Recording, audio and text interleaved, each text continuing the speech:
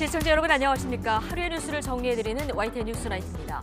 대통령 순방을 하루 앞두고 대통령실 의전 비서관 자녀의 학교폭력 의혹이 불거졌습니다. 대통령실은 곧바로 조사에 착수했고 이후 해당 비서관의 사표도 즉시 수리했습니다. 악재에 이례적으로 빠른 대처였는데 강서구청장 보궐선거 이후 여론 흐름과 무관찮아 보이죠. 자, 오늘 발표된 갤럽 정기 여론조사를 보면 대통령 지지율이 서울뿐 아니라 지지 기반인 TK 지역에서도 비상입니다. 총선 6개월 앞둔 여당도 고민이 클 수밖에 없는데 그러나 정부 여당에서 빠져나간 지지율이 민주당으로 옮겨가지도 않은 모습입니다. 잠시 뒤 갤럽 여론조사 포함한 정치권 관심 이슈들 전직 의원 두 분과 분석해보겠습니다. 금요일 뉴스나이트 오늘의 헤드라인 보시고 본격 출발합니다.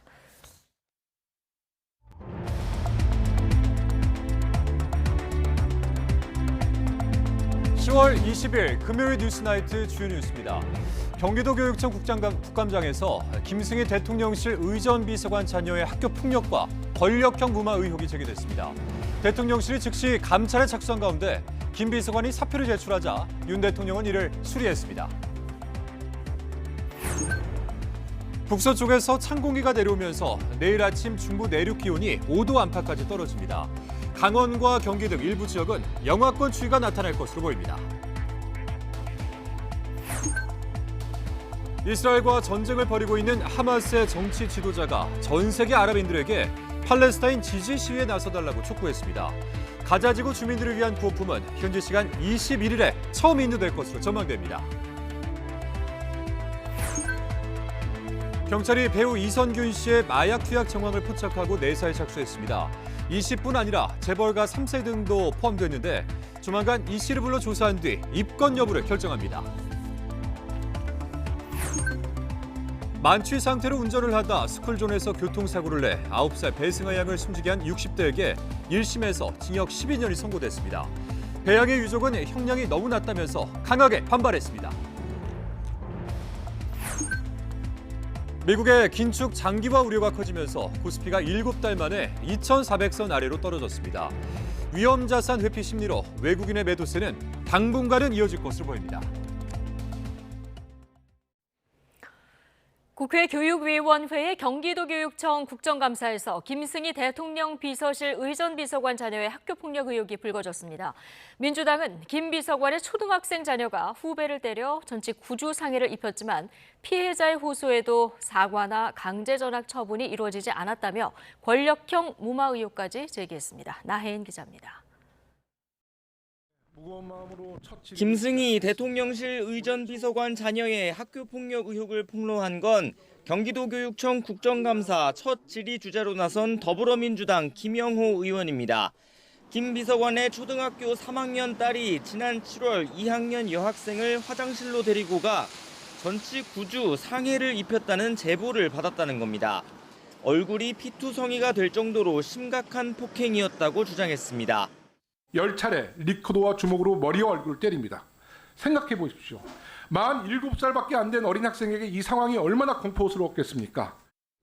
사건 직후 학교장 긴급 조치로 가해 학생 출석 정지 처분이 내려졌지만 학교와 교육청의 후속 조치는 미온적이었다고 질타했습니다. 학교폭력심의위원회는 2달이 지나서야 열렸고 피해 학생과 부모의 호소에도 가해 학생은 강제 전학 대신 학급만 바뀌었다고 비판했습니다. 사건 발생 3달이 지나도록 사과가 이루어지지 않았습니다.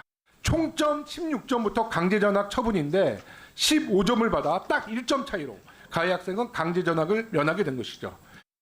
김 비서관 배우자가 김건희 여사와 대학원 동기인 남편의 지위를 과시해 사건을 덮으려 한 게 아니냐는 의혹까지 제기했습니다. 딸이 출석 정지 처분을 받은 날 SNS 프로필을 남편과 윤석열 대통령이 함께 찍은 사진으로 바꿨는데 의도가 있지 않았냐는 겁니다. 학교폭력 심의 과정에선 자녀의 폭행을 일종의 사랑의 매라고 진술했다고도 폭로했는데 민주당은 이번 사건을 권력형 무마 의혹으로 규정하고 철저한 진상조사를 요구했습니다.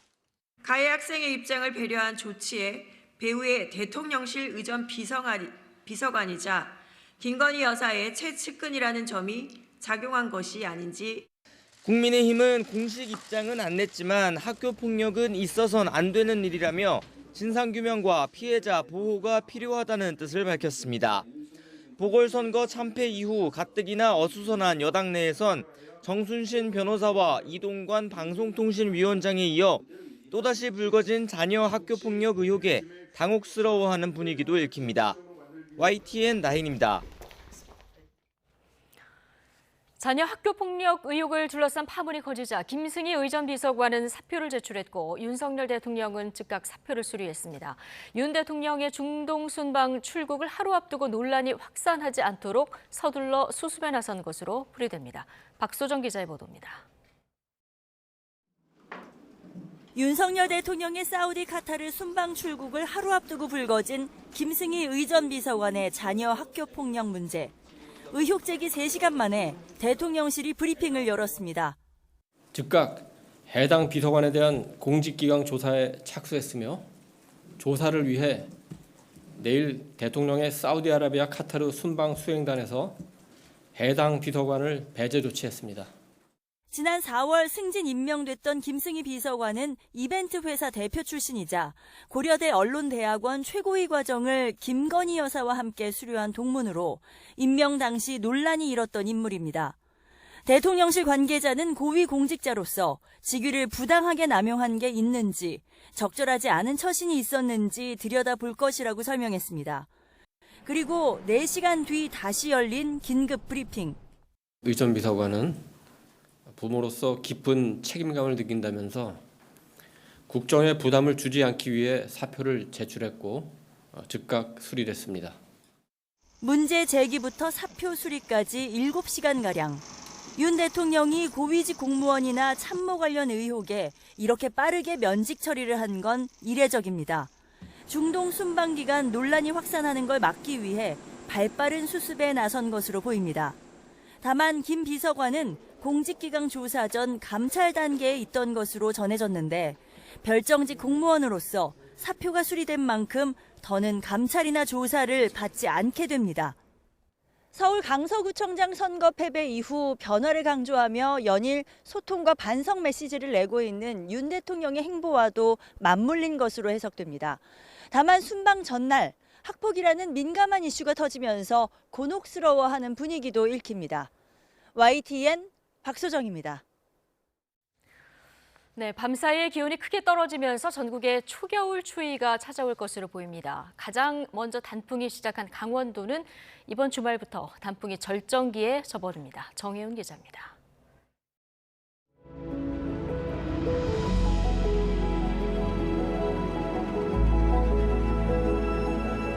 파란 하늘 아래 가을산이 울긋불긋 옷을 갈아입었습니다. 눈부신 가을 햇볕과 아름다운 단풍, 계곡물과 숲길 주변으로 스며드는 은은한 가을빛은 마치 한 폭의 풍경화를 연상케 합니다. 단풍 절정기에 접어든 강원도의 모습입니다. 서울 북한산을 비롯한 내륙과 제주도는 산의 20%에만 단풍이 드는 첫 단풍 시기. 하지만 일교차가 커지며 단풍물은 빠르게 산 아래로 번지고 있습니다. 현재 설악산과 오대산 등 강원도에는 단풍이 절정기로 접어들었고 산의 20% 단풍이 물드는 첫 단풍은 서울 등 중부와 남부 산에 이어 한라산에도 관측됐습니다. 이번 주말과 휴일에는 전국이 맑아 가을 나들이 하기 좋을 것으로 보입니다. 다만 밤사이 급격히 떨어지는 기온에 대한 주의가 필요합니다. 북서쪽에서 영하 20도 안팎의 나라는 찬 공기가 남하하며 기온이 크게 떨어지겠습니다. 중부 일부 지역에서는 얼음과 서리가 관측되고 도로 살얼음이 예상돼 각별한 주의가 필요합니다. 주말 아침에는 서울 기온이 올가을 들어 가장 낮은 5도까지 떨어지겠고 경기와 강원 일부 지역에는 영하권 추위가 예상됩니다.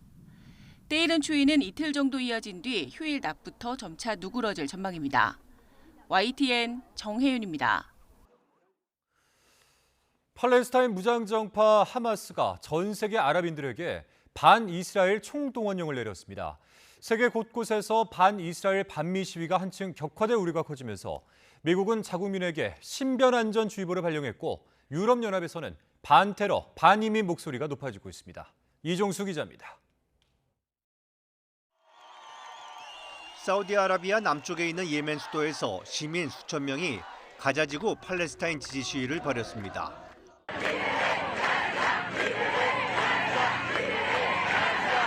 프랑스 파리에서도 팔레스타인기를 내건 시위대가 가자지구를 해방하라고 연호하며 지지 시위를 벌였습니다. 남미 칠레에서도 이스라엘 대사관 앞에서도 팔레스타인 지지 집회가 열렸습니다. 이처럼 세계 곳곳에서 팔레스타인 지지 시위가 들불처럼 번지고 있는 가운데 하마스 정치 지도자가 아랍인들과 무슬림에게 총동원령을 내리고 이스라엘에 대한 항의에 나설 것을 촉구했습니다. أدعو شعوب الأمة العربية والإسلامية جمعاء إلى الخروج الآن تنديدا بهذه المجزرة بهذه الوحشية بهذه الجرائم. 레바논과 이란에서 미국의 죽음을 일한 구호 아래 반이스라엘 시위가 반미 시위로 번짐에 따라 미국은 재외국민의 신변안전주의보를 발령했습니다. We issued a worldwide caution alert where we advised U.S. citizens that due to increased tensions in various locations around the world. 하마스의 기습 공격 이후 프랑스, 벨기에에서 이슬람 극단주의자 테러 행위로 희생자가 발생한 데다 하마스 총동원령까지 내려지면서 유럽에선 반테러, 반이민 목소리가 더욱 높아졌습니다. It's of absolutely a necessity that we make sure that European Union is safe from terrorist threats. 한편 구테러스 유엔 사무총장과 리시 수넥 영국 총리와 독일 대표단과 함께 이집트 대통령을 비롯해 중동 주요 국가들이 참석해 카이로에서 정상회의가 열릴 예정입니다. 정상회의에서는 팔레스타인 가자지구 남부 라파 검문소를 통해 이집트에서 인도주의적 구호물자를 반입하는 방안과 민간인 인명피해 대책 등이 논의될 전망입니다. YTN 이종수입니다. 네, 이스라엘 방문을 마치고 돌아온 바이든 미국 대통령이 대국민 연설을 통해 이스라엘과 우크라이나의 대규모 안보 지원 계획을 밝혔습니다. 내일 의회에 예산을 요청할 예정인데 1,000억 달러, 우리 돈 130조 규모가 될 것으로 보입니다. 최영주 기자가 보도합니다. 조 바이든 미국 대통령은 이스라엘에서 돌아온 날 저녁 백악관 집무실에서 대국민 연설에 나섰습니다. 동시다발적 전쟁이 벌어지고 있는 현재를 역사적 변곡점으로 규정하며 미국 안보에도 큰 영향을 미친다고 말했습니다. I know these conflicts can seem far away, and it's natural to ask, why does this matter to America? So let me share with you why making sure Israel and Ukraine succeed is vital for America's national security. 그러면서 이스라엘과 우크라이나 지원을 포함해 전례 없는 규모의 긴급 안보 예산을 의회에 요청할 것이라고 밝혔습니다. 미국의 이번 안보 지원 패키지는 우크라이나에 600억 달러, 이스라엘에 140억 달러 등 1,000억 달러를 넘어설 전망입니다. The security package I'm sending to Congress and asking Congress to do is an unprecedented commitment to Israel's security that will sharpen Israel's qualitative military edge, which 이런 가운데 가자지구 지상군 투입을 예고한 이스라엘이 다른 대안은 없는지 미국과 논의 중이라고 영국 일간 가디언이 보도했습니다. 이와 관련해 바이든 대통령은 귀국길에 지상 공격에 대해 어떤 대안이 있는지 오랫동안 이야기를 나눴다면서 미군과 이스라엘군이 논의 중이라고 밝혔습니다. 이스라엘 군 대변인 리처드 헥트 중령이 지상군 투입이 불가피한 것인지 처음으로 의문을 나타낸 이후 하루 만에 나온 얘기입니다. 또 미국 정부가 우크라이나에 제공하려던 155mm 포탄 수만 발을 이스라엘에 보낼 계획이라는 외신 보도도 나왔습니다. 러시아의 대반격을 진행 중인 우크라이나의 전투 역량에 영향을 주지는 않을 것으로 보이지만 미국의 군사 지원 우선순위가 변화하는 게 아니냐는 관측이 나오고 있습니다. YTN 최영주입니다. 이스라엘과 팔레스타인 무장정파 하마스의 전쟁으로 한계 상황에 놓인 가자지구 주민들을 위한 구호 물품이 현지 시간 21일 처음 인도될 것으로 전망된다고 AFP 통신이 보도했습니다. 마틴 그리스피 유엔 인도주의 긴급구호 사무차장은 현지 시간 20일 가자지구의 구호품 전달이 가능한 한 빨리 시작될 수 있도록 모든 관련 당사자와 심도 있는 협의를 하고 있다며 첫 번째 인도는 다음 달쯤 시작될 예정이라고 말했습니다. 가자지구 남부와 이집트를 잇는 사실상 유일한 통로 라파 국경 검문소 앞에는 이미 세계 각국과 국제단체에서 보낸 트럭 150여 대 분량의 구호 물자가 현재 대기 중입니다. 이스라엘과 하마스 전쟁으로 세계 경제 불확실성이 더욱 커진 가운데 미국 연방준비제도 의장은 오는 12월 추가 금리 인상 가능성을 시사했습니다. 미 하원에서는 의장 공백 사태로 인한 파행이 장기화 국면으로 접어들면서 미국 경제 최대 불안 요인으로 지목되고 있습니다. 워싱턴에서 권준기 특파원입니다. 제롬 파월 미 연준 의장은 최근 발표된 소매 판매 지표가 예상보다 잘 나왔다며 경제 성장세가 추세보다 가파르다고 진단했습니다. 반면 물가는 여전히 너무 높다며 인플레이션 둔화세가 기대에 못 미친다고 평가했습니다. 다만 연준은 다음 행보를 신중하게 가져가겠다고 말해 다음 달 회의에서는 금리 동결을 시사했습니다.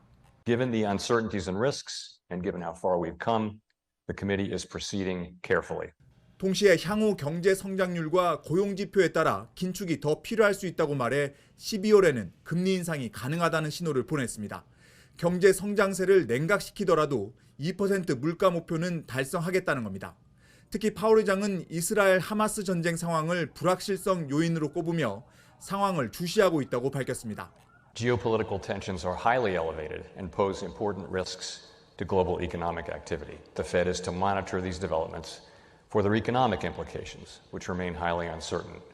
미 하원에서는 의장 해임 사태 이후 2주 넘게 이어지고 있는 파행이 장기화 국면으로 접어들었습니다. 다수당인 공화당의 짐 조던 의장 후보는 내부 이탈표로 2차례 선출이 무산되자 더는 투표하지 않겠다고 손을 들었습니다. 대신 임시 의장이 내년 1월까지 의장 권한을 행사할 수 있게 하는 결의안을 올렸습니다. We made the pitch to members on the resolution as a way to lower the temperature and get back to work. We decided that wasn't where we're going to go. 미 의회는 공화당 내분으로 사실상 리더십이 무너진 상태여서 이스라엘 지원 예산 처리는 물론 다음 달 중순 이후 셧다운을 막을 방도도 보이지 않고 있습니다. 워싱턴에서 YTN 권준기입니다. 미국 긴축 장기화 우려가 커지면서 우리 증시가 하락 마감했습니다. 코스피는 7달 만에 2,400선 아래로 무너졌습니다. 이형호 기자입니다. 증시는 출발부터 불안했습니다. 코스피는 개장과 동시에 2,400 아래로 무너졌습니다. 이후에도 내림세를 이어가며 전날보다 1.69% 떨어진 2,375로 거래를 끝냈습니다. 코스피가 종가 기준으로 2,400선을 내준 건 지난 3월 이후 7달 만입니다. 코스닥도 하락을 거듭한 끝에 1.89% 내린 769.25로 마감했습니다. 이렇게 증시가 출렁인 건 미국 긴축 기조가 길어질 가능성이 커졌기 때문입니다. 제롬 파월 연방준비제도 의장이 미국 통화 정책이 너무 긴축적인 건 아니라고 발언한 겁니다. 특히 물가 상승률이 여전히 높다고 강조하면서 시장이 예민하게 움직인 것으로 분석됩니다. 고금리 장기화 우려에 미국 국채금리는 급등했습니다. 10년 만기 국채금리가 2007년 이후 16년 만에 5%를 돌파하면서 뉴욕 증시도 모두 하락 마감했습니다. 뉴욕 3대 지수가 모두 하락을 했고요.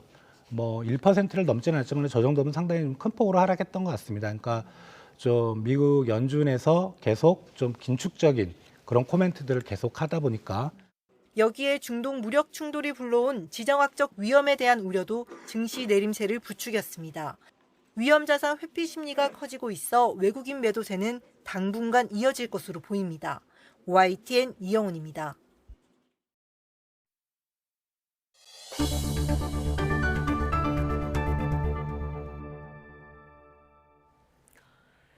윤석열 대통령이 의료 인력 확충의 필요성을 언급하면서 의대 입학 정원 확대 방침을 공식화하자 정치권의 움직임도 빨라지고 있습니다. 여야 모두 정원 확대엔 공감하는 만큼 조만간 협의에 나설 것으로 보이는데 공공의대와 지역의사제 등 쟁점이 적지 않습니다. 이준엽 기자의 보도입니다. 국민의힘은 지역 필수 의료를 살리는 건 국민의 생명권과 직결된 문제라며 전날 윤석열 대통령의 발언에 힘을 실었습니다. 의대 정원 확대는 물론 후속 과제를 발굴하기 위해 전담기구 TF도 만들기로 했습니다. 의료인과 시민 등을 참여시켜 이해관계를 조정하고 야당과의 협의에도 적극 나서겠다는 구상입니다. 야당과의 협의에도 적극적으로 임해서 의료계만이 아니라 야당 또한 혁신에 동참해 국민적 관심과 합의를 바탕으로 혁신이 추진될 수 있도록 최선을 다해 노력하겠습니다. 의료 인력 확충 문제를 다룰 자체 TF를 꾸린 민주당 역시 여당의 대화 제의 움직임에 호응하는 분위기입니다.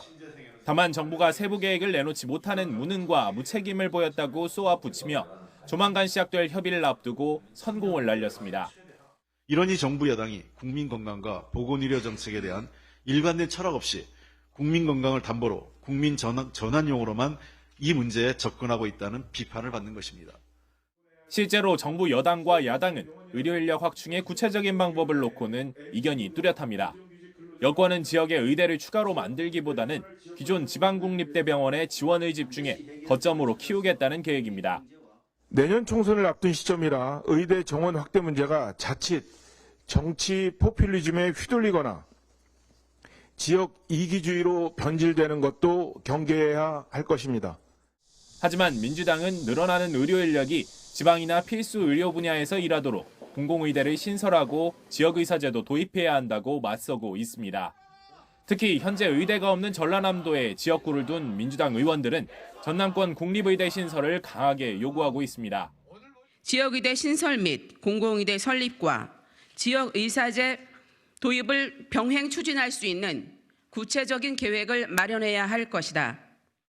의료 인력 확충 방안을 둘러싼 여야 협의는 정부와 여당이 세부안을 조율해 발표한 뒤 본격화할 것으로 보입니다. 총선을 앞두고 여론의 눈치를 볼 수밖에 없는 정치권이 민심에 부응하는 타협안을 만들어낼 수 있을지 주목됩니다.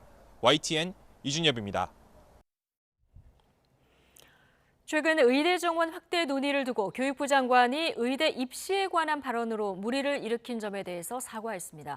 이른바 킬러 문항 논란 때부터 거듭된 교육부 장관의 실책에 책임론이 불거지고 있습니다. 신지원 기자입니다. 대학 입학 정원 일부를 자율전공으로 뽑은 뒤 추후 의대 진학을 허용하도록 검토하겠다는 발언으로 물의를 빚은 이주호 교육부 장관. 국회 교육위원회 국정감사장에서 결국 고개를 숙였습니다. 의대 쏠림을 방지하기 위한 대책으로 몇몇 대학 총장님들이 제안한 아이디어를 제가 이야기한 것이었습니다. 신중하지 못한 발언에 대해서는 국민들께 송구스럽게 생각합니다. 의대 열풍을 잠재우기 위한 구상이었다지만 최근 의대 정원 확대 논의와 맞물려 오히려 N수생만 늘어날 거란 우려가 나왔습니다. 결국 대통령실이 교육부를 질책하면서 뒤늦게 자신의 말을 주워 담으려 한 겁니다. 이주호 장관의 뒤늦은 반성은 이번이 처음이 아닙니다. 지난 6월 이른바 킬러 문항 배제 방침으로 물수능 논란이 불거졌을 때 대통령실로부터 엄중 경고를 받고 사과했습니다. 대통령께서 이 문제를 여러 차례 지적하셨음에도 불구하고 신속하게 대책을 내놓지 못한 것에 대해서 교육부 수장으로서 국민 여러분께 죄송하다는 말씀을 드립니다. 기말고사를 앞두고 정부가 수천억 원을 들여 개발한 교육행정 정보 시스템이 먹통이 됐을 때도 죄송하다는 말만 반복할 뿐이었습니다. 사전에 나이스 부분에 대해서 교류로 그 현장에 많은 불편을 끼친 점에 대해서 정말 죄송하게 생각하고요. 정책 변화를 앞둔 민감한 시기에 누구보다 신중해야 할 교육부 수장이 오히려 혼란을 부추기는 일이 반복되면서 이주호 장관의 책임론이 더욱 커지고 있습니다. YTN 신지원입니다. 국민의힘 김기현 대표 2기 체제가 꾸려진 뒤 첫 고위 당정협의회가 모레 국회에서 열립니다. 국민의힘과 정부, 대통령실은 모레 오후 4시 국회 본관에서 고위 당정협의회를 열고 최근 경제 상황 관련 대응과 겨울철 에너지, 농산물 수급 안정 대책, 가을철 축제 대비 안전 대책 등을 점검할 예정입니다.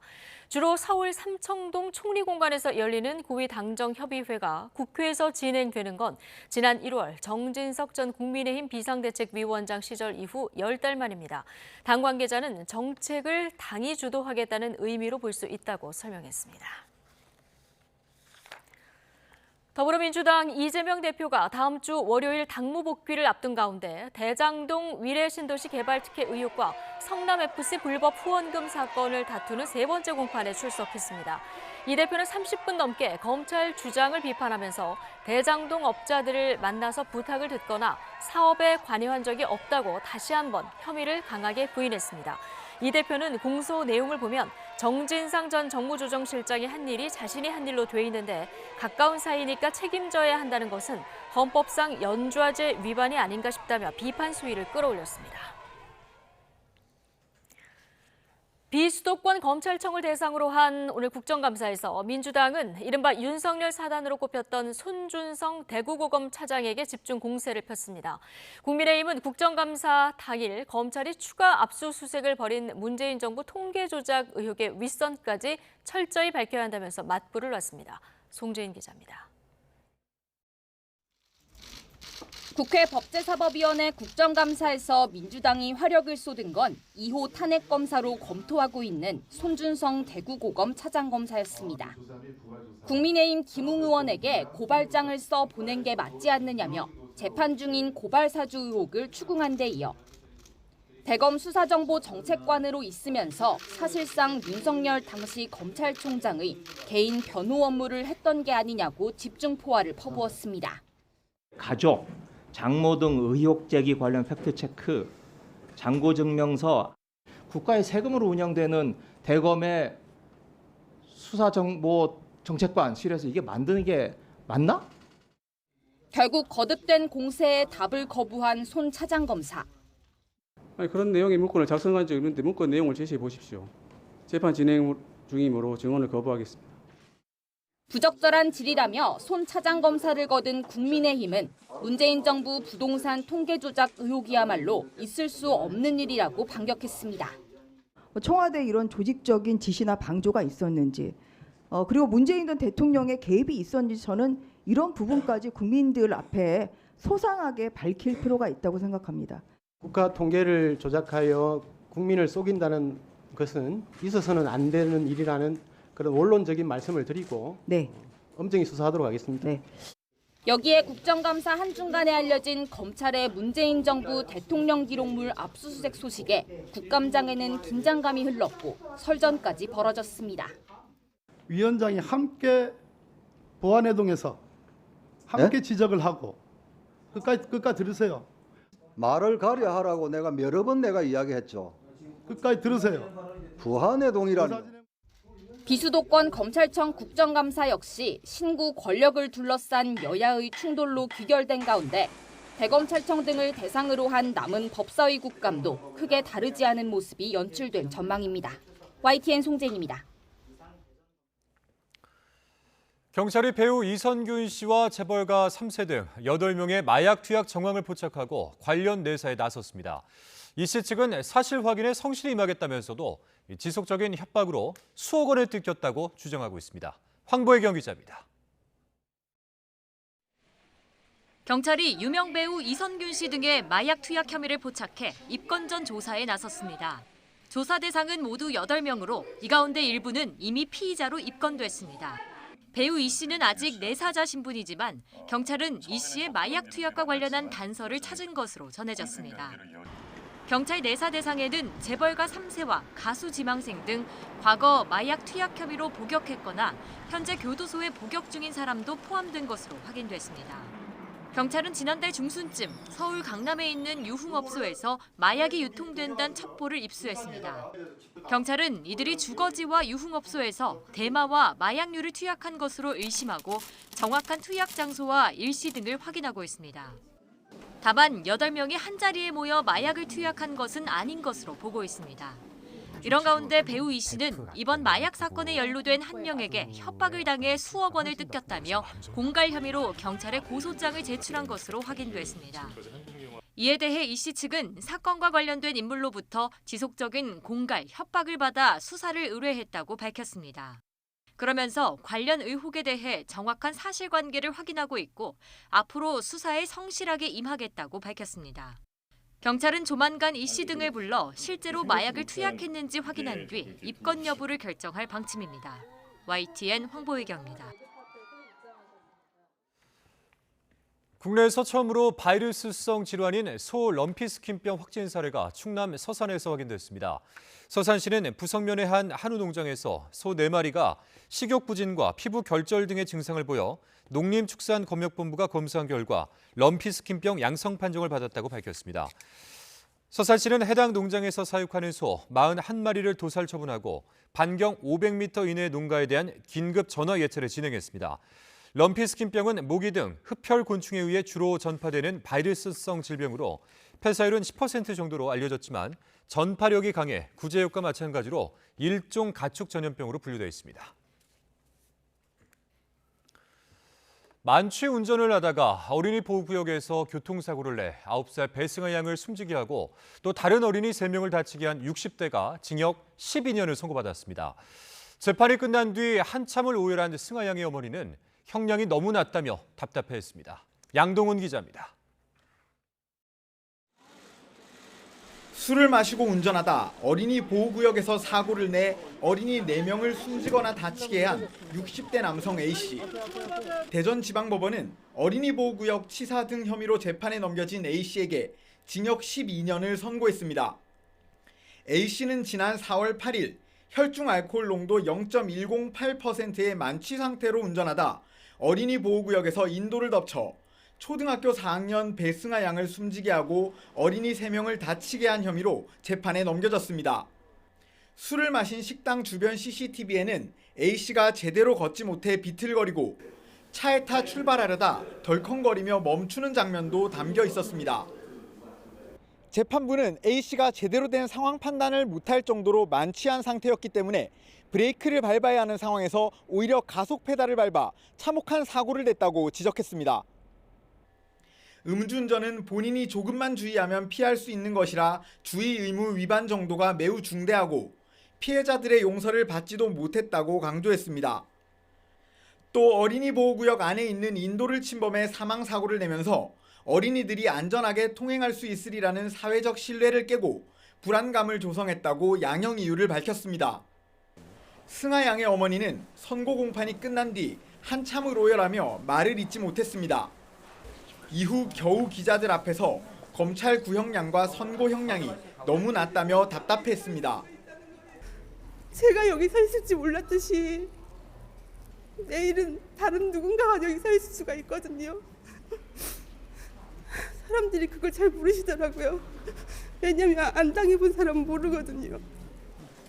징역 15년을 구형했던 검찰은 판결문을 면밀하게 검토한 뒤 항소 여부를 판단할 방침입니다. YTN 양동훈입니다. 귀갓길 여성을 폭행하고 성범죄를 시도했던 부산 돌려차기 사건 피해자가 국정감사장에 나와 재판 과정에서 느낀 문제점을 지적했습니다.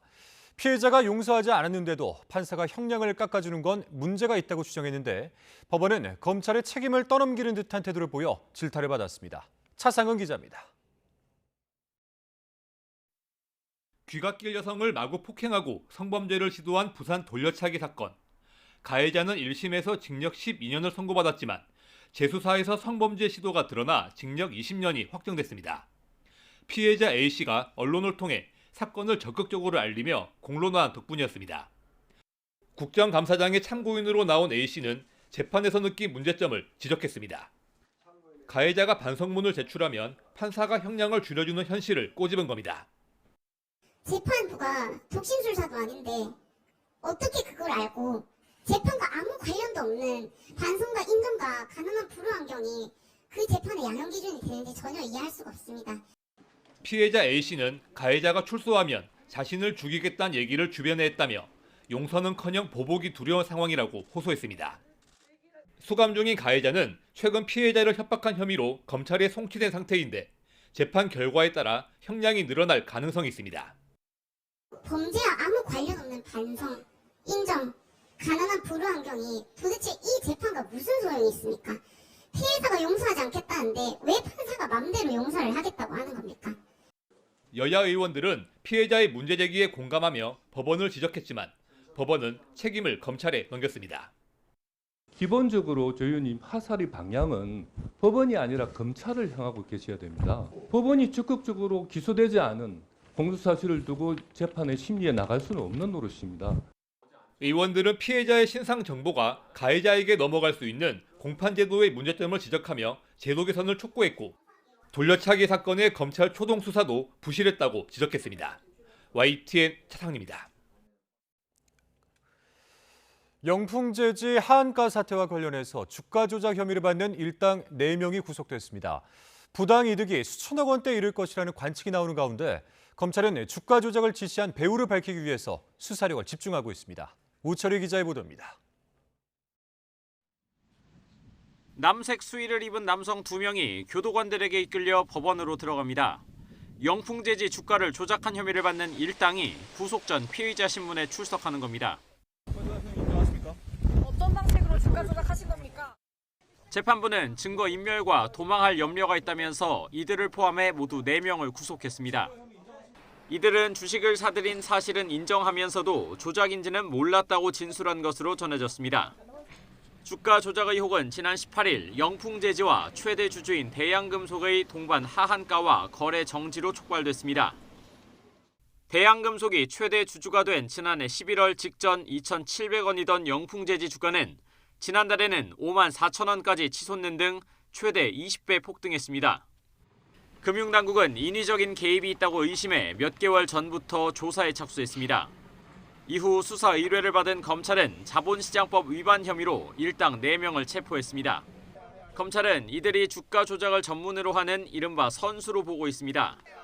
서로 짜고 주식을 사고 팔아 주가를 띄우는 통정매매와 매물로 나온 주식을 모조리 사들여 주가 하락을 막는 등의 여러 수법을 써서 시세를 조종한 정황을 포착한 것으로 알려졌습니다. 하지만 검찰은 이들에게 주가 조작을 지시한 몸통이 따로 있다고 보고 있습니다. 검찰 관계자는 YTN과의 통화에서 실질적으로 주가가 올라 이익을 취한 사람의 정체와 주가 조작을 위해 투입된 자금 출처 등을 수사하고 있다고 밝혔습니다. 시장에서 지목된 인물은 무자본 인수합병으로 기업을 집어삼키는 기업 사냥꾼 A씨로 알려졌습니다. 여러 기업을 공격적으로 사들이는 과정에서 주식을 팔아 차익을 거둔 뒤 상장 폐지 등으로 기업을 소생 불가능하게 했다는 지적이 나옵니다. 이번에도 주가 조작으로 수천억 원대 부당 이득을 거뒀다는 의혹도 제기되고 있습니다. 검찰은 거래 내역 분석 등을 토대로 조만간 배후로 꼽히는 A씨에 대한 소환 조사에 나설 방침입니다. YTN 우철입니다. 김정은 북한 국무위원장이 어제 세르게이 라브로프 러시아 외무장관에 접견한 자리에서 양국 관계에서 100년 대계를 구축하자고 밝혔습니다. 양국은 선진 과학기술에서의 교류와 협력도 적극적으로 추진하기로 해서 북한이 러시아로부터 군사 분야 첨단 기술을 건네받을 가능성이 더욱 커졌습니다. 최도희 기자입니다.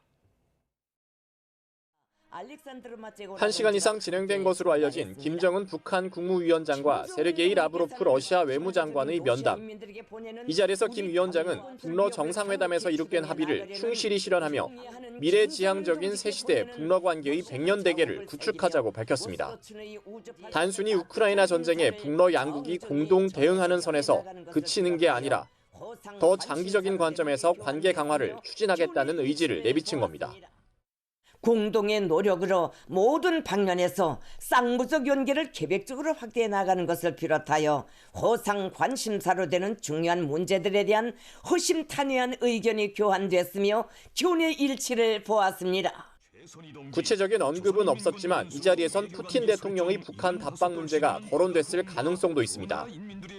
북한은 또 앞서 열린 라브로프 장관과 최선희 북한 외무상과 회담에선 경제, 문화, 선진 과학기술 등에서의 교류 협력을 적극적으로 추진하기 위한 방안이 논의됐다고 전했습니다. 무엇보다 선진 과학기술 교류를 명시한 만큼 북한이 러시아로부터 군사 분야 첨단 기술을 건네받을 가능성이 커졌습니다. 군사 분야 첨단 기술이 포함되어 있을 가능성이 가장 크고요. 특히 김정은 위원장이 가장 공을 들이고 있는 군사 정찰 위성, 핵 추진 잠수함, 핵 동력공업 건설 등에 있어서 상당한 기여를 할 가능성도 있습니다. 이와 함께 양국 외무성 사이 2024년에서 2025년까지의 교류 계획서도 체결해 향후 경제 분야의 교류도 더 활발해질 전망입니다. 아울러 양국은 한반도와 동북아시아 지역 정세 등 국제 문제들에서 공동 행동을 강화하기로 해 앞으로 한미일에 대응하기 위한 북러 밀착은 한층 더 강화될 것으로 보입니다. YTN 최두입니다.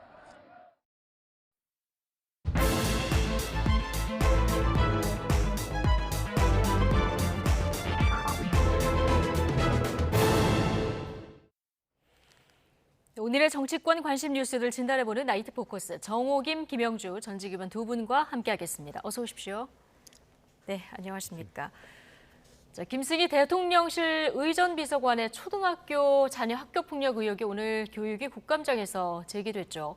교육위 야당 간사인 김영호 의원이 구체적인 의혹을 제기했고 또 사건의 처리 과정도 납득할 수 없다 이렇게 주장을 했는데요. 김영호 의원 발언부터 듣고 이야기 풀어가겠습니다. 3학년 여학생이 2학년 후배 여학생을 화장실로 데리고 가서 리코더, 주먹 등으로 머리와 얼굴, 눈팔 등을 때려 전치 구주 상해를 입힌 폭행 사건입니다. 이 학폭 사건의 가해자의 아버지는 대통령실 김승희 의전 비서관입니다. 남편과 대통령이 함께 있는 사진을 올려놨으니 카톡을 주고받는 학부모들과 선생님까지 아이의 부모가 누군지 충분히 짐작할 수 있지 않았겠습니까? 7월 19일에 프로필 메인 사진이 교체됐는데 이날은 학교장이 긴급 조치로 가해 학생의 출석 전지를 내린 날입니다. 혹여라도 이 사건이 이동관, 정순신처럼 권력에 개입하지 않을까 의심의 눈초리가 있는 것입니다. 더 적절치 못한 건 그 가해자 어머니의 진술이에요. 아이의 이런 행동을 일종의 사랑의 매라고 생각했다고 기술한 겁니다. 네, 아이의 행동을 사랑의 매라고 생각했다고 이렇게 기술했다는 것이 참 놀랍다. 마지막에 이 얘기 듣고 오셨는데 그러니까 김승희 의전비서관의 초등학교 3학년 자녀가 2학년 학생을 화장실로 데리고 가서 폭행을 했고 전치 구주의 상처를 입혔다는 건데 오늘 하루 종일 좀 파장이 컸습니다. 네, 이게 굉장히 자극적인 쟁점인데 아마 이 학교 폭력과 관련해서 피해자 측에서 야당에 제보를 한 것 같습니다. 그래서 이 사건이 지금 이제 일파만파로 여론을 지금 자극하고 있는데 몇 가지 측면에서 볼 수가 있는데 이게 이제 자녀 학폭과 관련된 문제인데 사실은 정부는 이 자녀 학폭과 관련해 가지고 상당히 민감할 수밖에 없습니다. 이미 이제 여기 진술에도 나오지만 이동관, 정순신 사례가 있기 때문에 이번이 세 번째라는 인식을 하게 되거든요.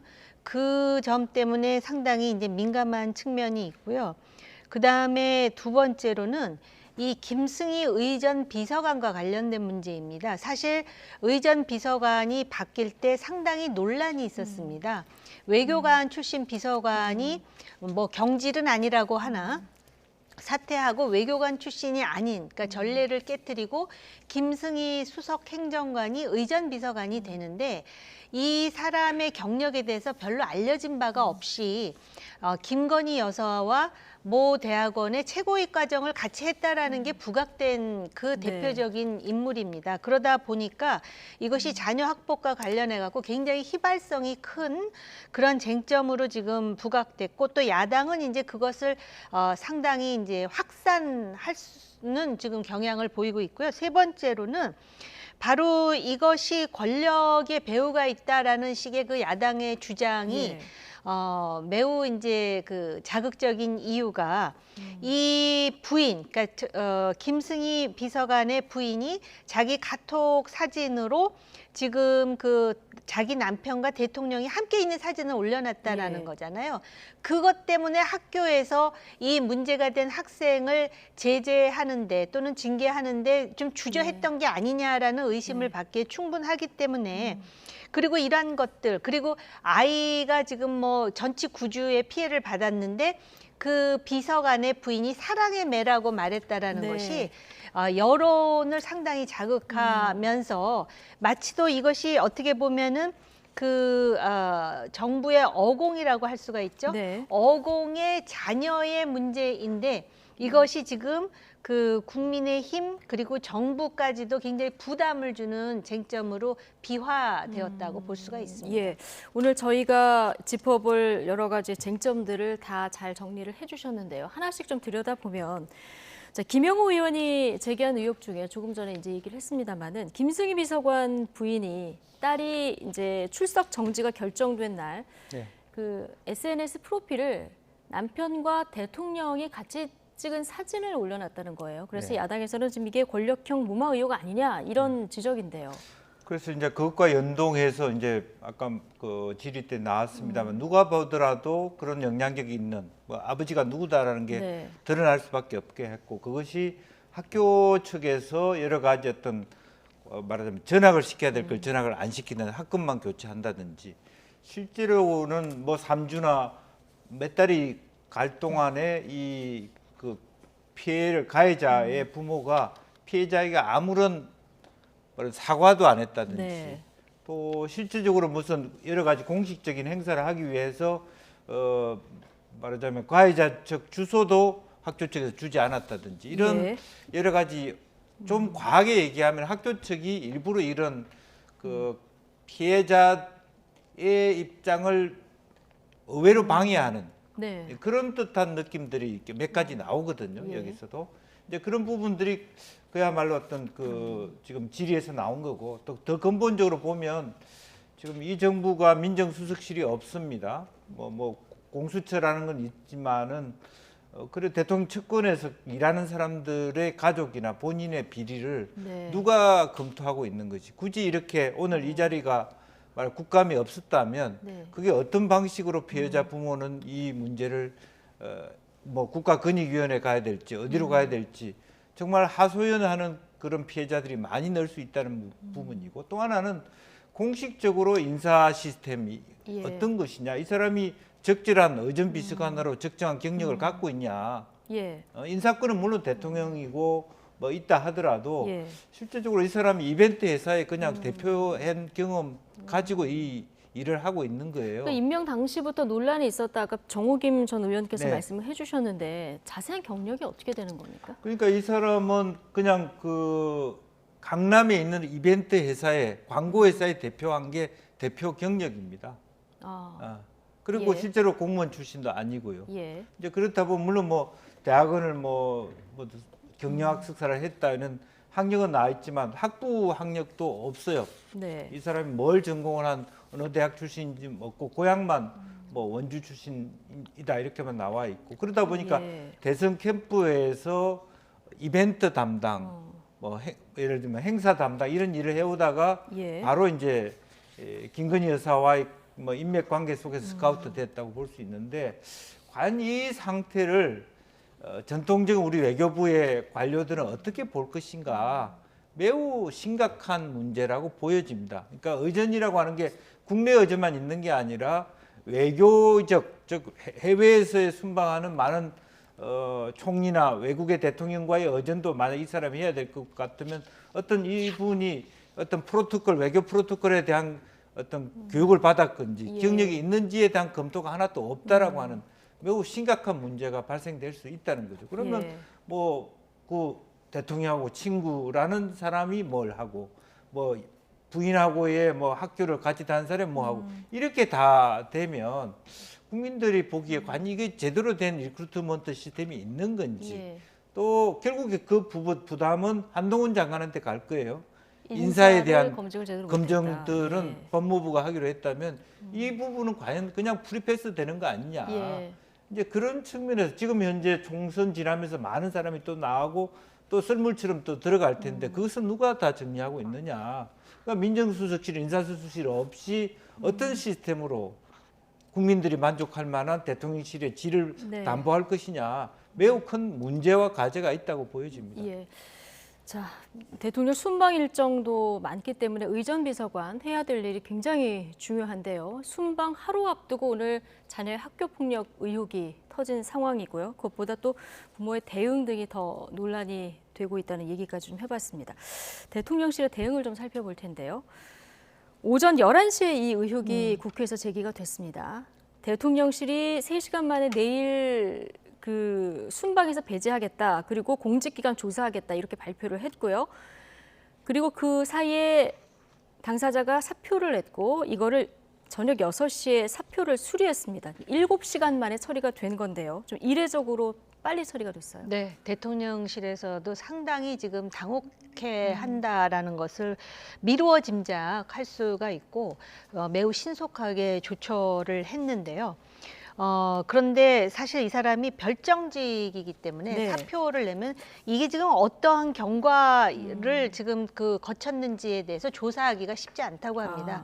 그렇기 때문에 오히려 사표 수리 이전에 물론 순방에서는 제외하지만은 이 상황에 대해서 분명히 시비곡직을 지금 밝히는 것이 대통령실에서 했어야 될 일 아닌가라는 사표 수리 전에 아쉬움이 있습니다. 왜냐하면은요, 이거 지금 권력형 무마 의혹이라고 그러는데 다릅니다. 전에 그 정순신 씨라든지 이동관 위원장하고 다른 거는 정순신, 이동관의 경우는 대통령이 중요한 임무를 맡기려고 하는 과정에서 소위 그 검증 과정에서 돌출된 문제인데 이 경우는 지금 현재 대통령실에서 일하고 있다가 현직이죠. 이런 상황이 발생되면은 오히려 부모들이 알아서 자기네들이 책임을 지고 했어야 될 문제를 지금 이렇게까지 끌어옴으로써 대통령실에 상당히 부담을 주었을 뿐만 아니라 어찌 됐든 간에 지금 김건희 여사 이야기가 자꾸 나오는데 김건희 여사에게도 부담을 주는 문제가 되었다라는 점에서 분명히 차이가 있고요. 조금 전에 이제 한동훈 법무장관 얘기가 나왔는데 인사정보관리단이라는 게 법무부에서 가동되고 있으면 적어도 김승희 의전 비서관이 어떠한 경력과 능력으로 비서관이 되었으며 적어도 아까 이제 뭐 어느 학교를 나왔는지조차도 우리가 모른다 그랬는데 이런 부분에서 분명히 그 인사정보관리단도 이야기가 나올 것 같습니다. 왜냐하면 이거 자체는 자녀 학폭이지만 도대체 그러면 그 사람이 어떤 사람인지에 대해서 생각해 보니까 아는 바가 별로 없다라는 것이죠. 그 전에 의전 비서관이었던 김일범 대사에 대해서 우리가 꽤 아는 게 많았거든요. 그런 차원에서 그렇고요. 그 다음에 제가 처음에 그랬잖아요. 이 사건에 대해서 피해자 학부모가 아마 야당에 제보를 한 것 같다 이렇게 말씀을 드렸는데 적어도 피해자 학부모가 정부나 대통령실에 청원을 할 정도로 소통이 활발했었으면 얼마나 좋았을까.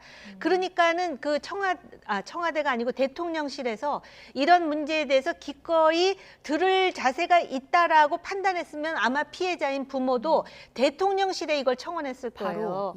그랬는데 이게 지금 야당 의원에 의해서 국정감사에서 이렇게 두들겨 맞는 형태가 돼버린다는 것이 굉장히 유감스럽고 애초부터 제2부속실이라는 게 있었다면 의전 비서관이 아닌 제2부속실 소속으로 어떤 활동을 하다가 이런 상황이 벌어졌으면 당장 대통령이 지금 해외 순방을 하는데 의전 비서관이 지금 순방에서 배제하는 상황은 막을 수 있지 않았을까 이런 아쉬움이 듭니다.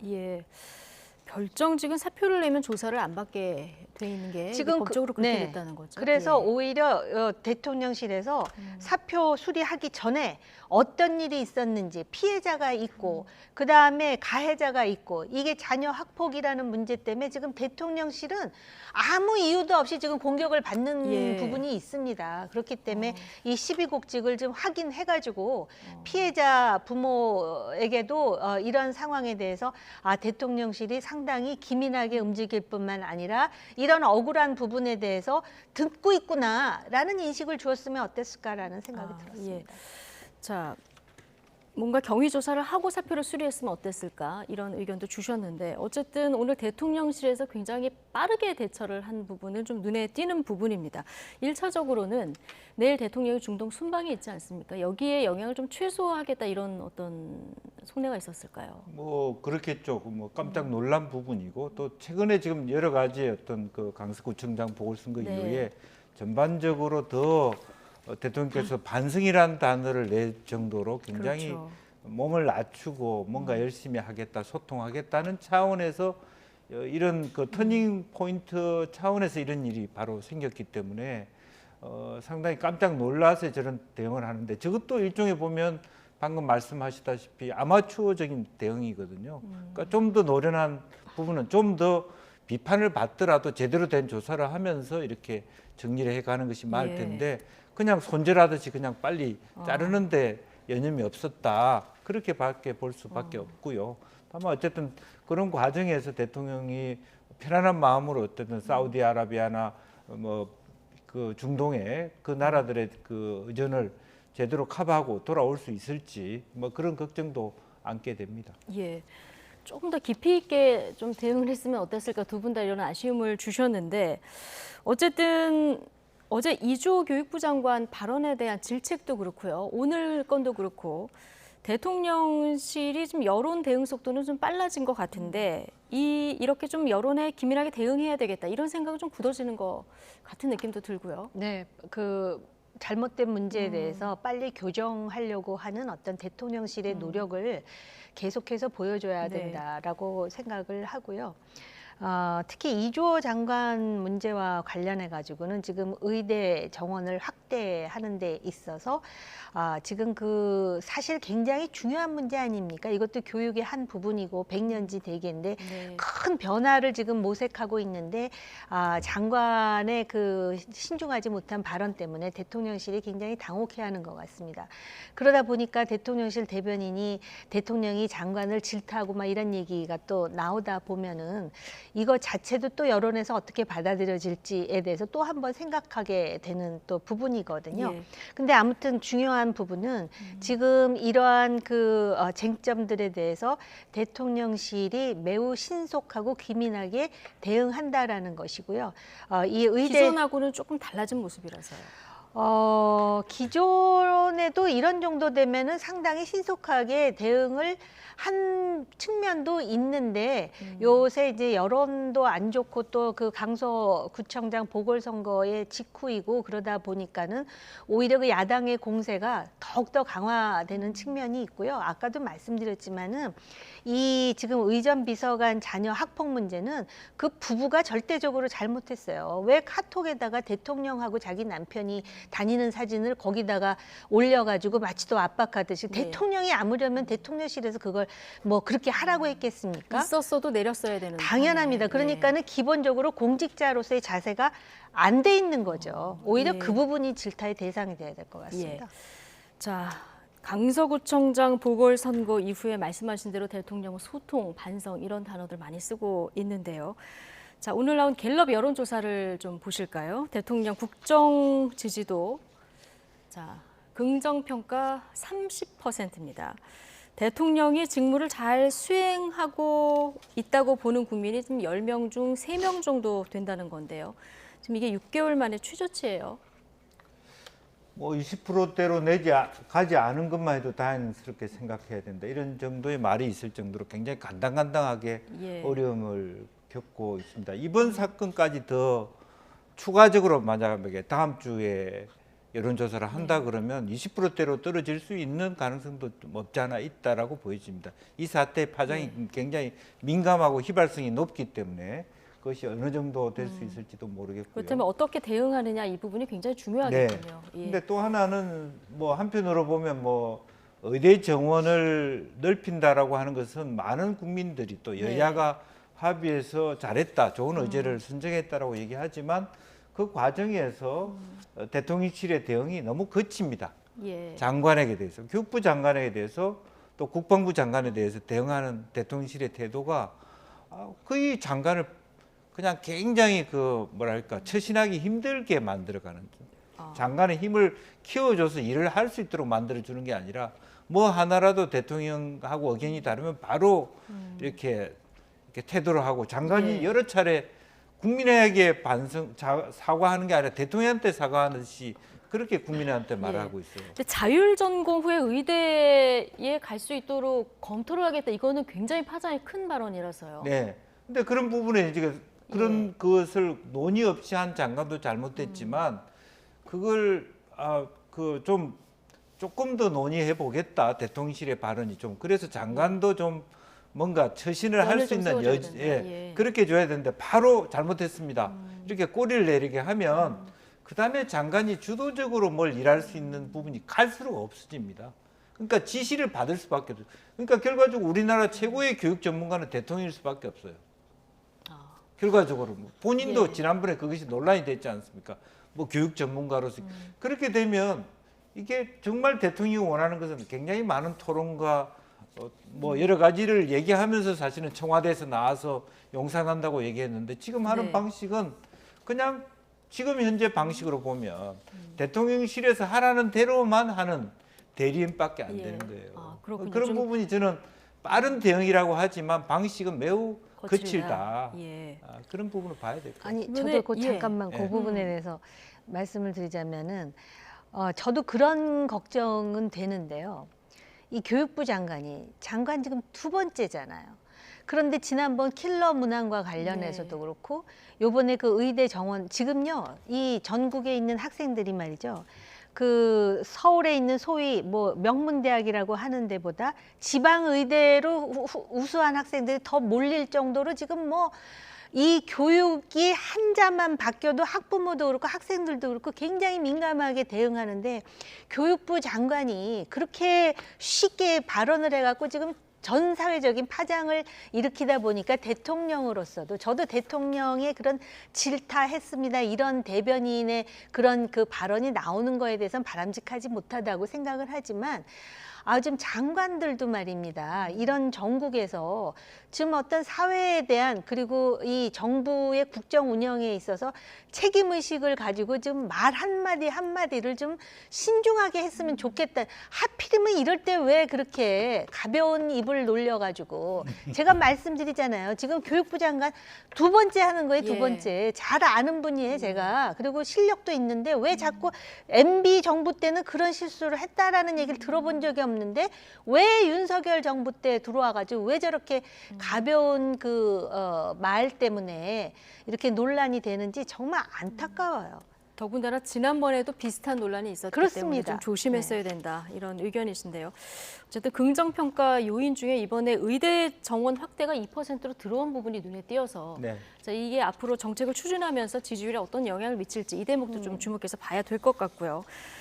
자, 오늘 갤럽 여론조사에서 특히 주목할 부분은 지역별 그 민심인 것 같습니다. 서울 지역을 좀 보시면 서울은 그 지난주 긍정응답이 33%에서 이번 주 25%로 8%포인트 떨어진 거고요.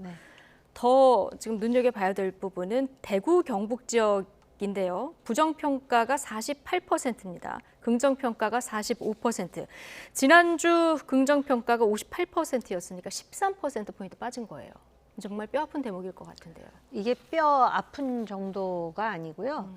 이 정도 되면은 지금 거의 위기가 이미 온 거예요. 이거는 여론이 무엇을 요구하는 거냐면 지금 뭐 반성하고 또 국민이 다 그 진실이다 뭐 이렇게 얘기를 하지만 그 정도 가지고는 부족하니 더 그 드라마틱한 변화를 추진하라라는 요구예요.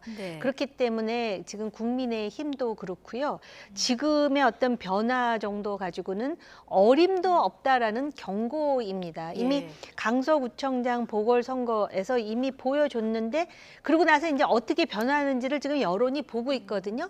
근데 지금 나오는 이러한 정도 가지고는 절대 어림도 없다라는 거를 지금 경고하고 있는 거기 때문에 더 그 큰 차원의 변혁, 개혁, 혁신을 해야 되는데 이렇게 그 마치 또 사부작 되는 정도의 수준을 가지고는 제가 볼 때 이 지금 떨어진 지지율을 회복하기가 시간이 요원한데 지금 총선이 얼마 남지 않았다라는 걸 생각한다면은 아니 이 정도로 지금 바뀐단 말이야 하고 입이 벌어질 정도로 해도 만족스럽지 못하다라는 것이 국민의 입장인데 그런 점에서 이렇게 경고가 지금 들어갔다는 거에 대해서 상당히 어떻게 보면 이게 다행일 수도 있어요. 나중에 결과가 나오기 전에 지금 빨리 바꾸란 말이야라고 얘기를 할 때 큰 변화를 보여주는 것이 타당합니다. 오히려 지금 지지율이 떨어지는 것이.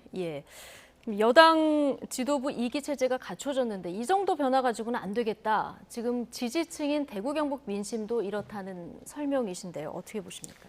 글쎄요. 어쨌든 뭐 임명직 그 당직자들 바꾸는 것이 핵심은 아니잖아요. 그러니까 김기현 대표가 지난 뭐 6, 7개월 동안 보여준 게 없는데 김기현 대표는 그대로 두고 밑에 있는 사람 바꿔서 되겠느냐. 본인이 얘기하는 건강한 대통령실과 당의 관계라고 하는 건 사실은 어쨌든 할 말은 하는 건데 과연 김기현 대표가 그동안에 할 말을 했는가에 대한 꼬리표가 여전히 붙어 있는 것이고요. 또 그런 면에서 새로 바뀐 2기 체제에 대해서도 이렇게 높은 점수를 줄 수 없다라고 하는 것이 냉정한 평가다 이렇게 보고요. 또 그렇지만 어쨌든 뭐 혁신위를 통해서 뭔가를 만들어 가는데 지금 아시다시피 혁신위원장을 선임해서 모셔오는 것도 굉장히 어려움이 있습니다. 예. 좋은 분들은 안 하려 그러고 뭐 그러다 보니까 오히려 차라리 젊은 사람으로 하자 분위기가 또 바뀌는 것 같고 또 박정하 대변인 얘기에 의하면 시점을 그렇게 빨리 할 이유도 없다. 네. 뭐 그렇게 얘기하는 것 같고 또 하나는 지금 서서히 이제 뭐 한동훈 장관이 당에 오니 많이 하는 이야기부터 들어 있다면 예. 차라리 이참에 원희룡 한동훈 이렇게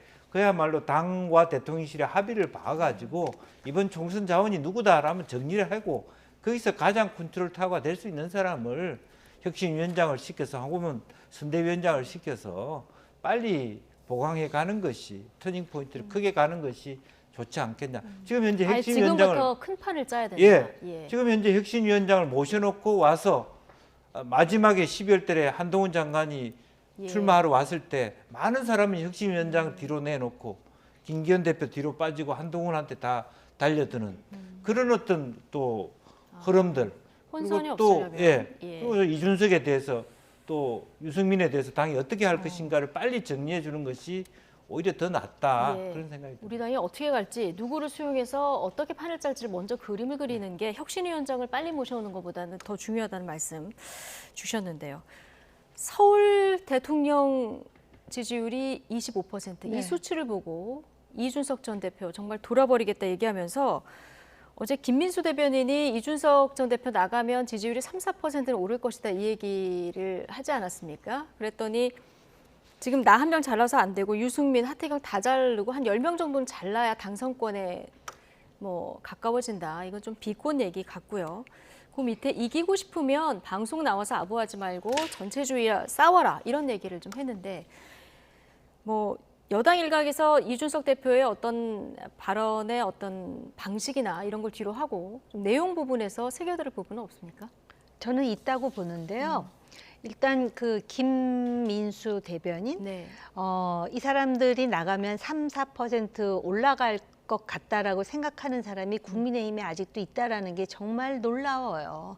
지금 그러니까 당이 뭐 때문에 어려워졌는지에 대한 인식조차도 지금 없는 정무적인 판단조차도 안 되는 거라고 생각하고요. 제가 볼 때는요. 지금 이준석 말하는 거 보면 진짜 그 당에서 볼 때는 정말 미울 것 같아요. 어떻게 이렇게 네.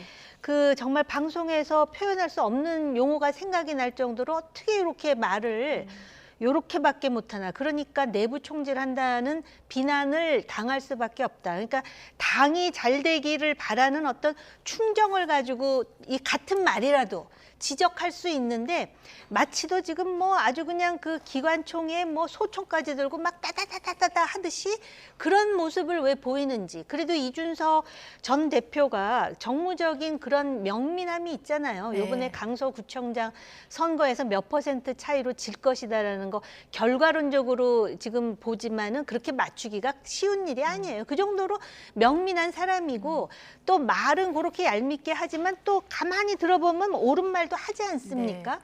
그리고 제가 이 말씀을 드리고 싶어요. 굉장히 국민의힘에서 듣기 싫어하는 얘기일 텐데요. 이명박 정부 때 말입니다. 홍준표 대표 체제에서 굉장히 당이 위기를 겪은 적이 있었어요. 네네. 그때 비대위를 누구를 시킵니까? 박근혜 박근혜. 의원을 비대위원장을 예. 시키잖아요. 박근혜 의원 당시 의원은 이명박 대통령의 정적이라 해도 과언이 아니었어요. 근데 왜 그랬겠어요? 이게 다 살려고 하는 일이에요. 다 죽으려고 하는 일이 아니에요. 그러면 대통령의 국정 운영이 제대로 되려면 총선에서 이겨야 되는데 네. 이준석, 유승민 내보내면 3, 4% 올라갈 것 같아요. 지금 전부 뒷방으로 밀어넣는데도 강서구청장에서 17% 넘게 지지 않습니까? 지금 당에 있는 사람들, 아까 여기 보면 이기고 싶으면 방송 나와서 아부하지 말라 그랬잖아요. 네. 제가 봐도 아부하는 사람이 있더라고요.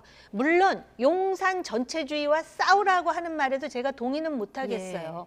그런데 지금 대통령의 독선 때문에 지지율이 지지할 수 없다라는 여론이 있지 예. 않습니까? 그렇다면 정말 대통령을 위한다면 측근 중에 측근이 적어도 전략이나 전술적으로 이렇게 바꿔야 된다라고 진언을 하는 사람이 있다면 지금 이 상태에서 이렇게 질벌되지는 않을 거라는 생각이 들어요. 알겠습니다. 좀 불편해도 쓴소리도 듣고 좀 불편한 사람도 내 편으로 끌어안아야 된다는 얘기를 이렇게 해주셨는데요. 어쨌든 6개월 뒤 총선 치러야 하는데 집권 여당 입장에서 굉장히 위기감인 이런 상황입니다. 오늘 정당 지지율도 한번 보실까요? 국민의힘과 민주당의 지지율이 어떻게 변했는지 좀 보겠습니다. 국민의힘은 1%포인트 지난주보다 떨어진 33%, 그런데 더불어민주당 34%로 지난주와 같습니다. 무당층이 2%포인트 늘어나서 28인데, 자, 여당이 굉장히 위기이지 않습니까? 네. 그러면 야당이 강서구청장 보궐선거에서 17%포인트 차로 이겼는데 지금 반사이익을 가져가지도 못하는 결과치예요. 이건 어떻게 봐야 됩니까? 아무래도 이재명 대표가 갖고 있는 그 사법 리스크가 여전하다라고 예. 하는 거고, 최근에 드러나고 있는 그 제보자 문제, 그 법화 문제가 굉장히 휘발성이 큰 겁니다. 국민들이 예. 생각할 때는 오히려 뭐 대북 송금이니 대장동이니 이것은 이야기에 따라서 어떻게 되는지도 잘 모르겠고, 실제로 이재명 대표가 돈을 하나도 안 갖고 갔다니까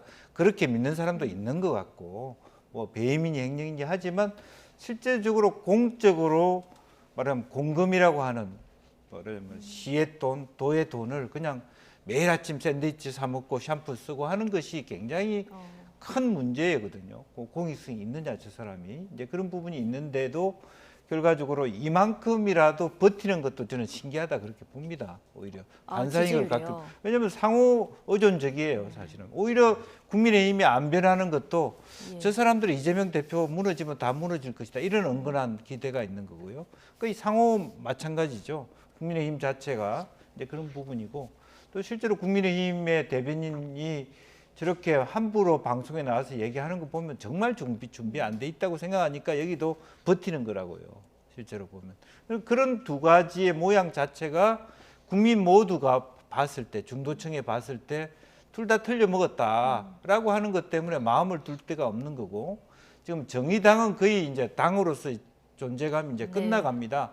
좀 있으면 3에서 2, 2에서 1로 갈 거고요. 뭐 완전히 분화의 과정을 가게 될 것이고, 그런 것들이 이제 실제로 보면 이제 더 무당층을 강화시키는 형태, 혹은 민주당 중심의 일정 정도의 정계 개편을 시작하는 그런 회오리가 될 수도 있다 그렇게 봅니다. 네, 일정 정도의 어떤 정계 개편을 할 수 있는 회오리가 될 수도 있다. 이재명 대표 다음 주 당무에 복귀하는데 오늘 대장동, 위례, 성남FC 재판에 이제 세 번째 재판인데 출석을 했습니다. 오늘 출석할 때 보니까 오늘은 이제 지팡이를 안 짚고 건강이 어느 정도 회복된 모습인 것 같았는데요.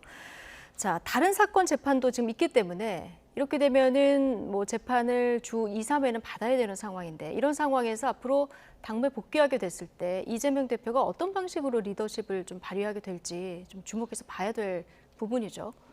그 지금 재판 리스크, 그래서 지금 일주일에 2번을 재판을 한다, 3번을 한다 그러는데 이재명 대표가 제대로 당무를 보기가 쉽지 않은 현실적인 그런 구도가 만들어졌다 하더라도 지금 그 친명계들의 행태를 보세요. 이거는 뭐 리모트 컨트롤도 가능할 정도로 지금 상당히 그 뭐라 그럴까, 줄을 서시오라고 말하는 것처럼 쫙 지금 줄을 서 있습니다. 비명계가 뭐라고 말을 해도 별로 들리지가 않는 데다가 심지어는 그 소위 영장 그 실질 심사에서 결국은 기각이 됐다라는 그 이유 하나만, 재판의 결과가 나오지도 않았는데도 마치도 모든 그 의혹과 범죄에서 자유로워진 것 같다라는 착각에 빠져 있는 그런 분위기거든요. 그런데 여론은 얼마나 정확합니까?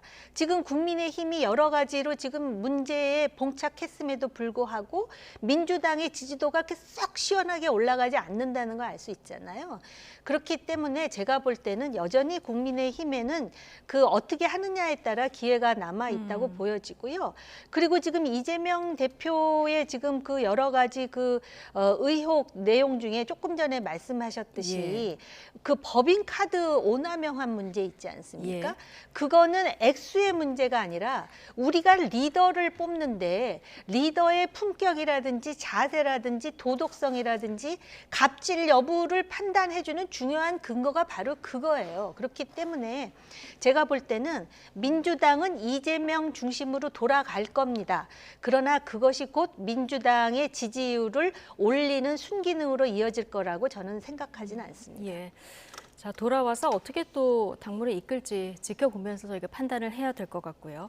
다음 주에 국민의힘 혁신위 출범을 예고했는데 이제 혁신위원장 누가 맡게 될지 이 부분 굉장히 관심이죠. 지금 윤희숙, 하태경, 조정훈 이런 분들 여권 소장파 의원들 이름도 거론이 되고 있는데요. 혁신위 합류에 조건부 찬성 메시지도 발신하고 있습니다. 하태경, 조정훈 의원 발언 듣고 오시겠습니다. 당 대표가 수도권에 나온다 그러면 아무래도 본인의 고민의 중심이 수도권이 될 거 아닙니까? 그런 고민 혹시 하신다고 들어보셨어요? 소문으로라도? 저는 개인적으로는 권하고 있습니다. 아마 고민을 좀 하시지 않을까 싶습니다. 제가 혁신을 맡게 되면 예.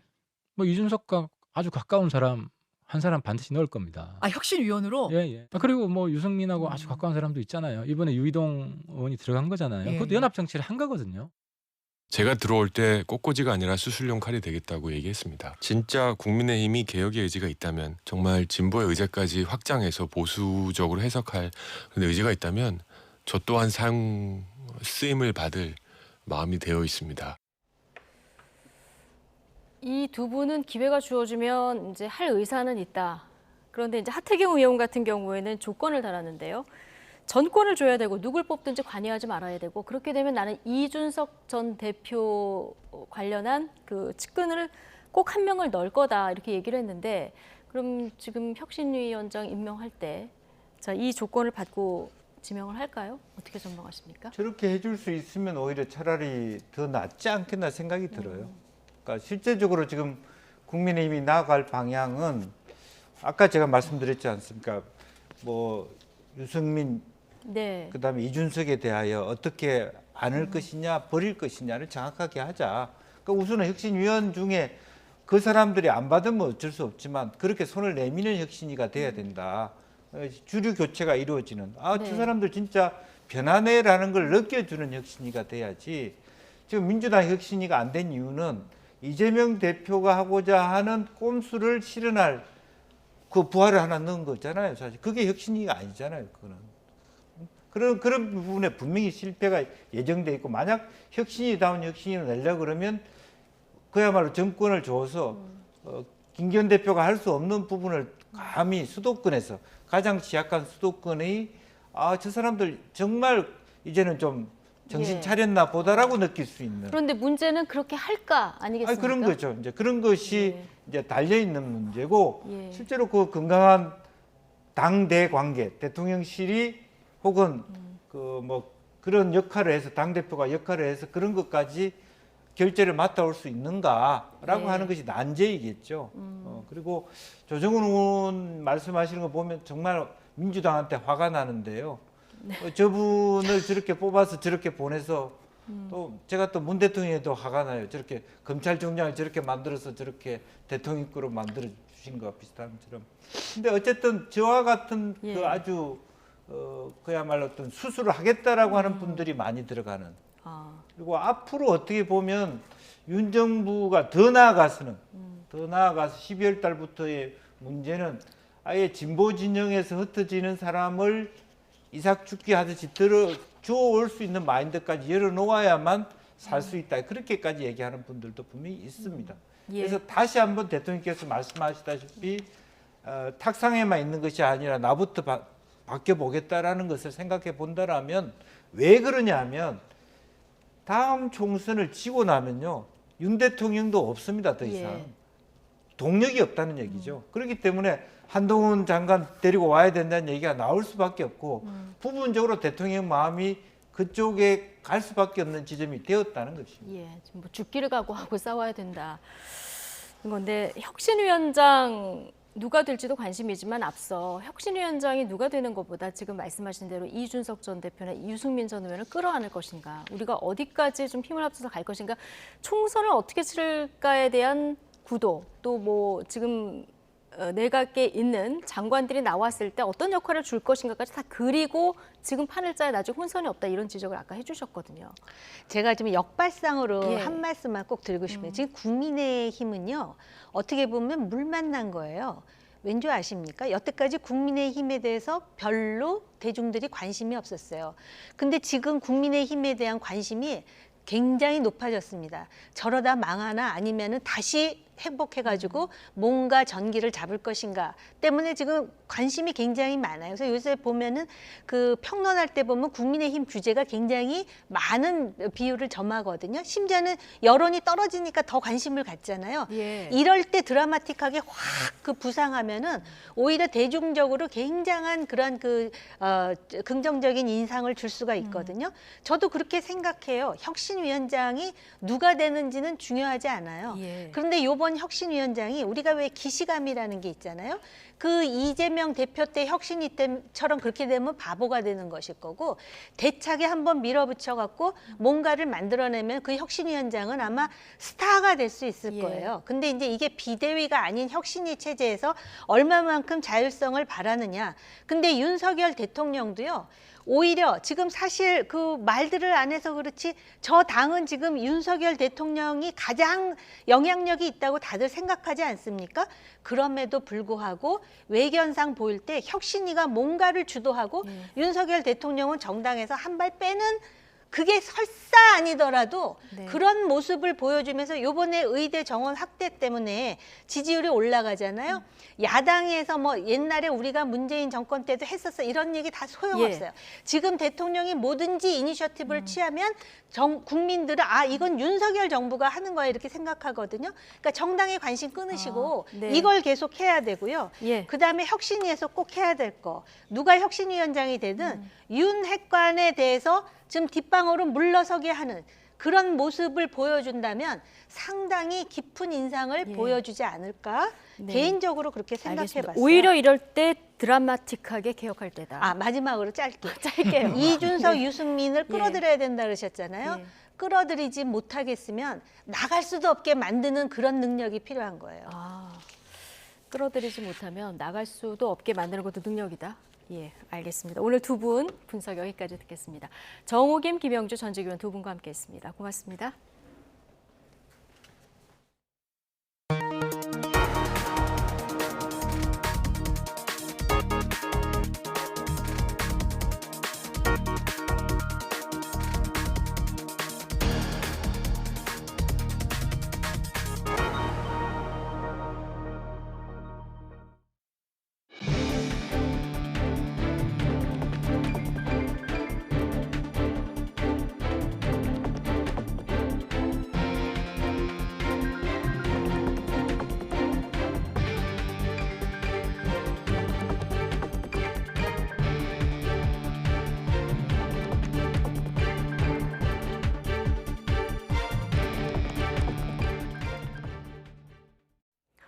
이스라엘 하마스 분쟁으로 물가 상승 우려가 커지자 정부가 장바구니 물가 안정에 총력을 기울이고 있습니다. 네, 특히 배추값 상승은 일시적인 현상이라며 김장 준비는 다음 달 이 가을 배추가 출하된 뒤에 해도 늦지 않을 것이라고 강조했습니다. 보도에 박홍구 기자입니다. 지금 시중에 나와 있는 배추는 8월에 심은 여름 배추입니다. 올해는 생육 기간 동안 비가 많이 오고 기온이 높아 생산량이 줄어 가격이 예년보다 20% 이상 올랐습니다. 정부는 가격을 낮추기 위해 비축 물량 2,900톤을 시장에 공급하고 있습니다. 또 다음 달부터는 가을 배추가 본격 출하돼 배추값이 지금보다 큰 폭으로 떨어질 것으로 예상했습니다. 이 소비자들께서 가장 많이 김장을 하시는 11월 한 15일 전후 정도 되면은 배추가 본격적으로 출하되면서 아마 평년 가격을 유지할 것으로 저희들이 전망하고 있습니다. 대파와 생강 등 가격이 많이 오른 채소들은 대형 마트 등과 함께 최대 30%까지 특별 할인 행사를 진행해 소비자 부담을 덜어준다는 계획입니다. 정부는 또 이스라엘 하마스 사태로 대외 환경이 불안해지며 가공식품 물가가 또다시 들썩일 수 있다고 보고 업계와 간담회를 열었습니다. 가공식품 물가 상승률은 한풀 꺾였지만 전체 소비자 물가 상승률에 비하면 여전히 높은 수준입니다. 특히 설탕과 우유값이 문제인데 설탕은 국제 가격이 35%나 올랐어도 재고가 충분해 영향이 크지 않지만 유제품은 가격이 오를 것으로 보여 대책을 준비 중입니다. 국제 설탕 가격이 국내 가격에 미치는 영향은 미미할 것으로 보고 있습니다만 10월 1일부터 일부 유가공업체에서 아이스크림 등 유제품 가격을 인상하고 있어 소비자들의 우려가 큰 상황입니다. 해양수산부는 김장철 소금 수요가 늘 것에 대비해 정부가 비축하고 있는 천일염 1000톤을 이번 달 말부터 공급해 소비자가 50% 이상 할인된 가격에 살 수 있도록 할 계획입니다. 이 밖에 산업통상자원부도 차관 주제로 각종 공산품 업계 대표들과 회의를 열어 물가 안정과 소비 촉진 방안을 논의했습니다. YTN 박홍구입니다. 90여 채 이르는 수도권 다세대 주택 전세를 내준 뒤 월세 계약서를 위조해서 대규모 담보대출 사기를 벌인 일당이 경찰에 붙잡혔습니다. 네, 이들이 가로챈 대출금과 세입자들이 돌려받지 못할 보증금까지 피해액만 200억대에 달하는 것으로 알려졌습니다. 김태원 기자입니다. 인천 서구의 한 부동산 개발업체 사무실. 한참 바삐 돌아가야 할 평일 낮인데도 아무런 인기척도 없습니다. 대규모 부동산 사기 정황을 포착해 수사에 나선 경찰이 며칠 전 들이닥친 곳입니다. 이곳 사무실에서 조직 총책 40대 남성 권모 씨 등 2명이 사기 혐의 등으로 체포됐습니다. 권 씨는 대출 업무 총책인 임모 씨와 함께 재작년부터 사무실을 꾸려놓고 조직원들과 역할을 나눠 사기 행각을 벌였습니다. 서울과 인천 등 수도권 일대 다세대 주택 가운데 전세가와 매매가가 거의 같은 깡통주택 90여 채를 미리 섭외해 놓은 바지 사장 명의로 사들였습니다. 이미 껴있는 전세 보증금을 떠안는 대신 한 채당 불과 1,000만 원에서 수백만 원 정도만 집주인에게 냈습니다. 이어 은행보다는 심사가 허술한 개인 대부업체나 부동산 개발업체에 주택을 담보로 맡기고 돈을 빌렸습니다. 전셋집을 담보로도 돈을 빌릴 수 있었던 건 세입자들 몰래 가짜 월세 계약서를 만들어 채권자들을 속였기 때문입니다. 결국 빌려준 돈을 모두 떼인 피해 업체엔 사실상 가치가 없는 깡통주택만 남았습니다. 피해 세입자들도 주택 소유권을 넘겨받은 피해 업체를 상대로 큰 돈을 들여 보증금 반환을 법적으로 다퉈야 합니다. 권 씨 일당이 빼돌린 대출금 70억여 원에 피해 세입자 90여 명이 돌려받지 못한 전세 보증금 170억여 원까지 피해액만 240억 원대로 추산됩니다. 특히 유사범행으로 실형을 선고받고 이미 법정 구속된 바지 집주인 이모 씨 한 사람 명의 주택만 200여 채에 달하는 것으로 알려진 만큼 피해는 늘어날 가능성이 큽니다. 경찰은 앞서 체포한 총책 권 씨 등 2명을 구속하고 전남 나주시에서 체포한 대출 업무 총책 임 씨에 대해서도 구속영장을 신청할 방침입니다.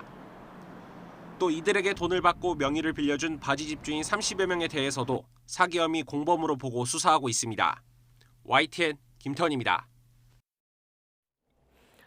경찰이 유명 배우 이선규 씨 등의 마약류 투약을 의심하고 내사를 진행하고 있습니다. 인천경찰청은 배우 이선균 씨 등 8명이 주거지나 유흥업소에서 마약류를 투약한 정황을 포착하고 입건 전 조사하거나 일부는 피의자로 입건했습니다. 이선균 씨는 아직 피내사자 신분으로 경찰의 내사 대상 가운데에는 마약 투약 혐의로 처벌받았던 재벌가 3세와 연예인 지망생도 포함됐습니다. 이선균 배우의 소속사 호두앤유 엔터테인먼트는 입장문을 내고 현재 제기되고 있는 의혹에 대한 사실관계를 확인하고 있다며 앞으로 수사기관의 수사 등에 진실한 자세로 임하고자 한다고 밝혔습니다. 이선균 측은 심려를 끼친 점에 대해서 깊은 사과의 말씀을 드린다면서도 사건과 관련된 인물로부터 지속적인 공갈과 협박을 받아왔다며 이와 관련해 고소장을 제출했다고 설명했습니다.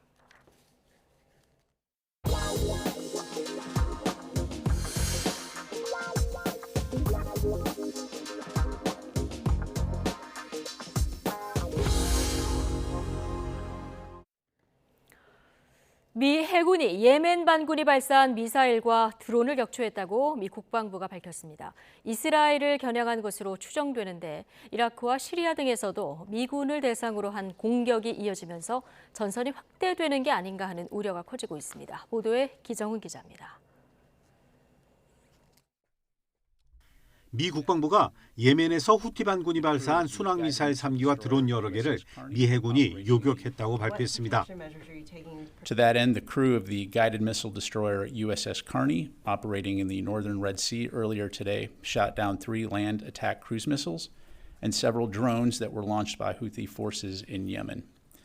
미사일과 드론은 홍해를 따라 북쪽으로 날아가던 것으로 이스라엘을 향했을 가능성이 있다고 전했습니다. 또 최근 며칠 동안 이라크와 시리아에 주둔 중인 미군을 겨냥한 드론 공격이 여러 차례 있었다고 덧붙였습니다. And while I'm not going to forecast any potential response to these attacks, I will say that we will take all necessary actions to defend U.S. and coalition forces against any threat. 미국의 정치 전문 매체인 폴리티코는 이란의 지원을 받는 레바논 헤즈볼라 등 무장 단체가 가세하면서 전선이 확대될 우려가 커지고 있다고 보도했습니다. 레바논 헤즈볼라가 이스라엘 상대의 대규모 전쟁을 준비하고 있다면서 하마스와 헤즈볼라가 긴밀히 조율하고 있다고 전했습니다. 뉴욕타임스도 이란이 지원하는 무장단체들이 이스라엘을 포위 공격하는 방안이 이란 현지 언론에서 제기되고 있다고 보도했습니다. 이스라엘 남쪽 예멘의 후티 반군, 동쪽의 시리아와 이라크 무장단체, 북쪽의 헤즈볼라가 협력해서 동시 공격할 수 있다는 것입니다. 미국은 확전을 막기 위해 반이스라엘을 내세우는 이란과 영내 무장 세력에 대해 무력 도발을 자제할 것을 경고했습니다. 또 동지 중해에 제럴드 포드 핵 추진 항공모함 전단을 파견한 데 이어 또 다른 핵 항모 드와이트 아이젠하워도 이스라엘에 근접 배치하기로 했습니다. YTN 기정훈입니다. 팔레스타인 무장정파 하마스가 전 세계 아랍인들에게 총동원령을 내렸습니다. 이스라엘 현지 일간지 예루살렘 포스트에 따르면 하마스 정치 지도자 이스마일 하니에는 전 세계 아랍인들과 무슬림들에게 총동원령을 내리고 팔레스타인 지지 시위에 나설 것을 촉구했습니다. 하니에는 주변 국가에 사는 지지자들에게도 이스라엘 국경을 향해 행진해달라고 주문했습니다. 총동원령에 따라 최근 가자지구 병원 폭발 참사 이후 들불처럼 번진 세계 곳곳에 반이스라엘 반미 시위가 한층 더 격화할 것으로 우려되고 있습니다.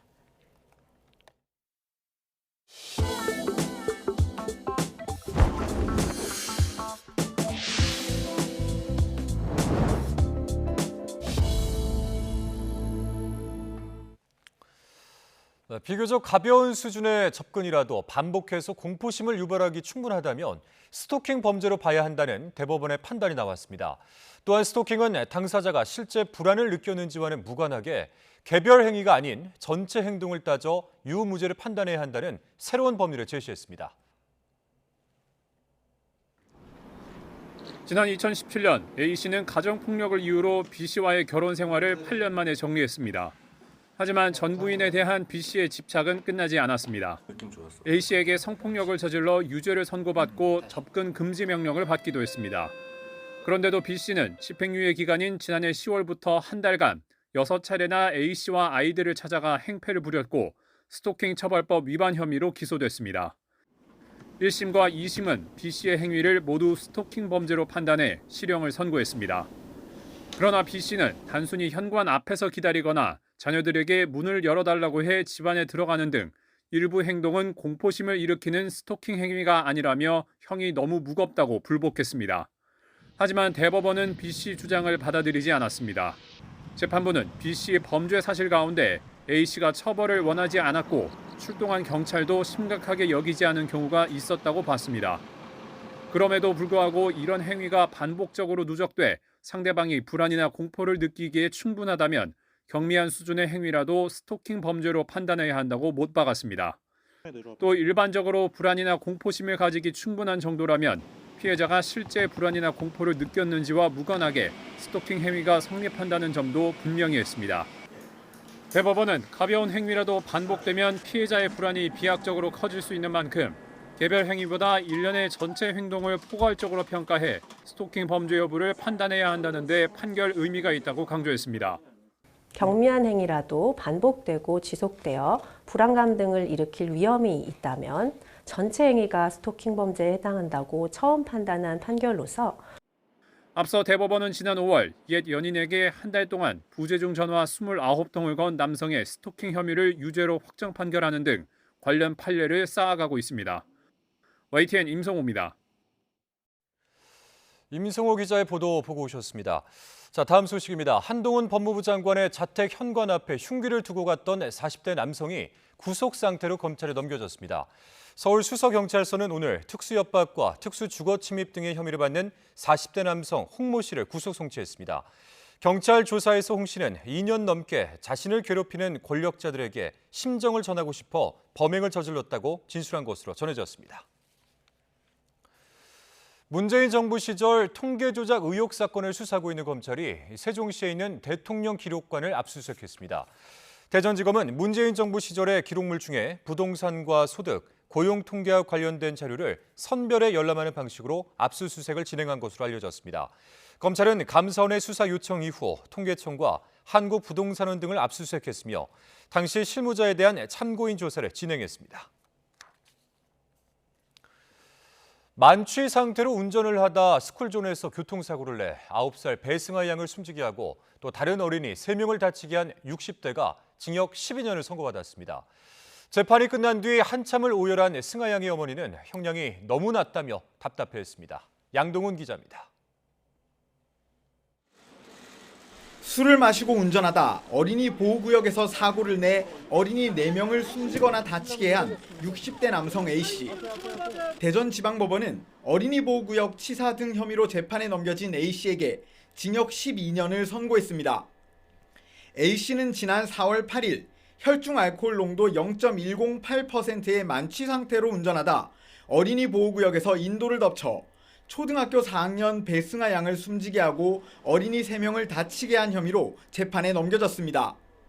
술을 마신 식당 주변 CCTV에는 A씨가 제대로 걷지 못해 비틀거리고 차에 타 출발하려다 덜컹거리며 멈추는 장면도 담겨 있었습니다. 재판부는 A씨가 제대로 된 상황 판단을 못할 정도로 만취한 상태였기 때문에 브레이크를 밟아야 하는 상황에서 오히려 가속 페달을 밟아 참혹한 사고를 냈다고 지적했습니다.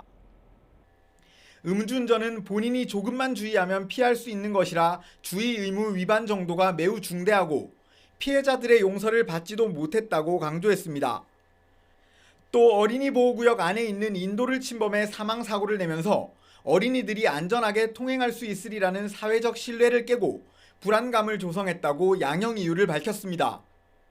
승아 양의 어머니는 선고 공판이 끝난 뒤 한참을 오열하며 말을 잇지 못했습니다. 이후 겨우 기자들 앞에서 검찰 구형량과 선고 형량이 너무 낮다며 답답했습니다. 제가 여기 서 있을지 몰랐듯이 내일은 다른 누군가가 여기 서 있을 수가 있거든요. 사람들이 그걸 잘 모르시더라고요. 왜냐면 안 당해본 사람은 모르거든요. 징역 15년을 구형했던 검찰은 판결문을 면밀하게 검토한 뒤 항소 여부를 판단할 방침입니다. YTN 양동훈입니다. 기독교 복음선교회 JMS 정명석 총재 성범죄에 가담하거나 방조했던 JMS 2인자에게 중형이 선고됐습니다. 대전지법은 정조은이라는 예명을 쓰는 JMS 2인자 김모 씨에게 징역 7년을 선고했습니다. 재판부는 김 씨가 정명석이 성범죄를 저지르는 것을 오래전부터 알고 있었음에도 선교회에서 상당한 영향력을 행사하며 범행에 가담해 비난 가능성이 크다고 말했습니다. 북한과 러시아의 무기거래 현장에서 지목된 북한 나진항에서 대형 선박에 컨테이너를 선적하는 작업이 한창인 것으로 나타났습니다. 우리나라와 미국 정부는 상황을 주시하고 있다며 이 책임을 묻기 위해 필요한 모든 조치를 취할 것이라고 강조했습니다. 조수현 기자입니다. 북한 나진항 일대를 촬영한 플래닛랩스 민간 위성 사진입니다. 대형 선박 한 척이 정박해 있고 부두에는 컨테이너 더미로 추정되는 물체가 포착됐습니다. 선박 안에도 컨테이너 더미와 같은 색상의 물체가 포착돼 컨테이너 선적 작업이 이루어지고 있는 것으로 보입니다. 나진항은 미국 정부가 북한과 러시아의 무기 거래 현장으로 지목한 곳이어서 이런 움직임이 주목됩니다. 미국 국무부는 러시아가 각종 제재와 수출 통제로 인해 북한 등으로부터 무기 공급을 타진하고 있다며 북한의 무기가 러시아로 넘어가고 있다고 지적했습니다. 이어 상황을 면밀히 지켜보면서 이들에게 책임을 묻기 위해 필요한 모든 조치를 취할 것이라고 강조했습니다. 이런 가운데 우리나라를 방문한 데니스 프란시스 UN 총회 의장은 박진 외교부 장관과 만나 러북 군사협력에 대한 공조 방안을 모색했습니다. Our hope is that out of that dialogue, nothing would be done or no policy measures would be developed that would in any way increase tensions on the peninsula. 우리 정부도 러북 간 무기 거래와 군사기술 전수는 불법이라며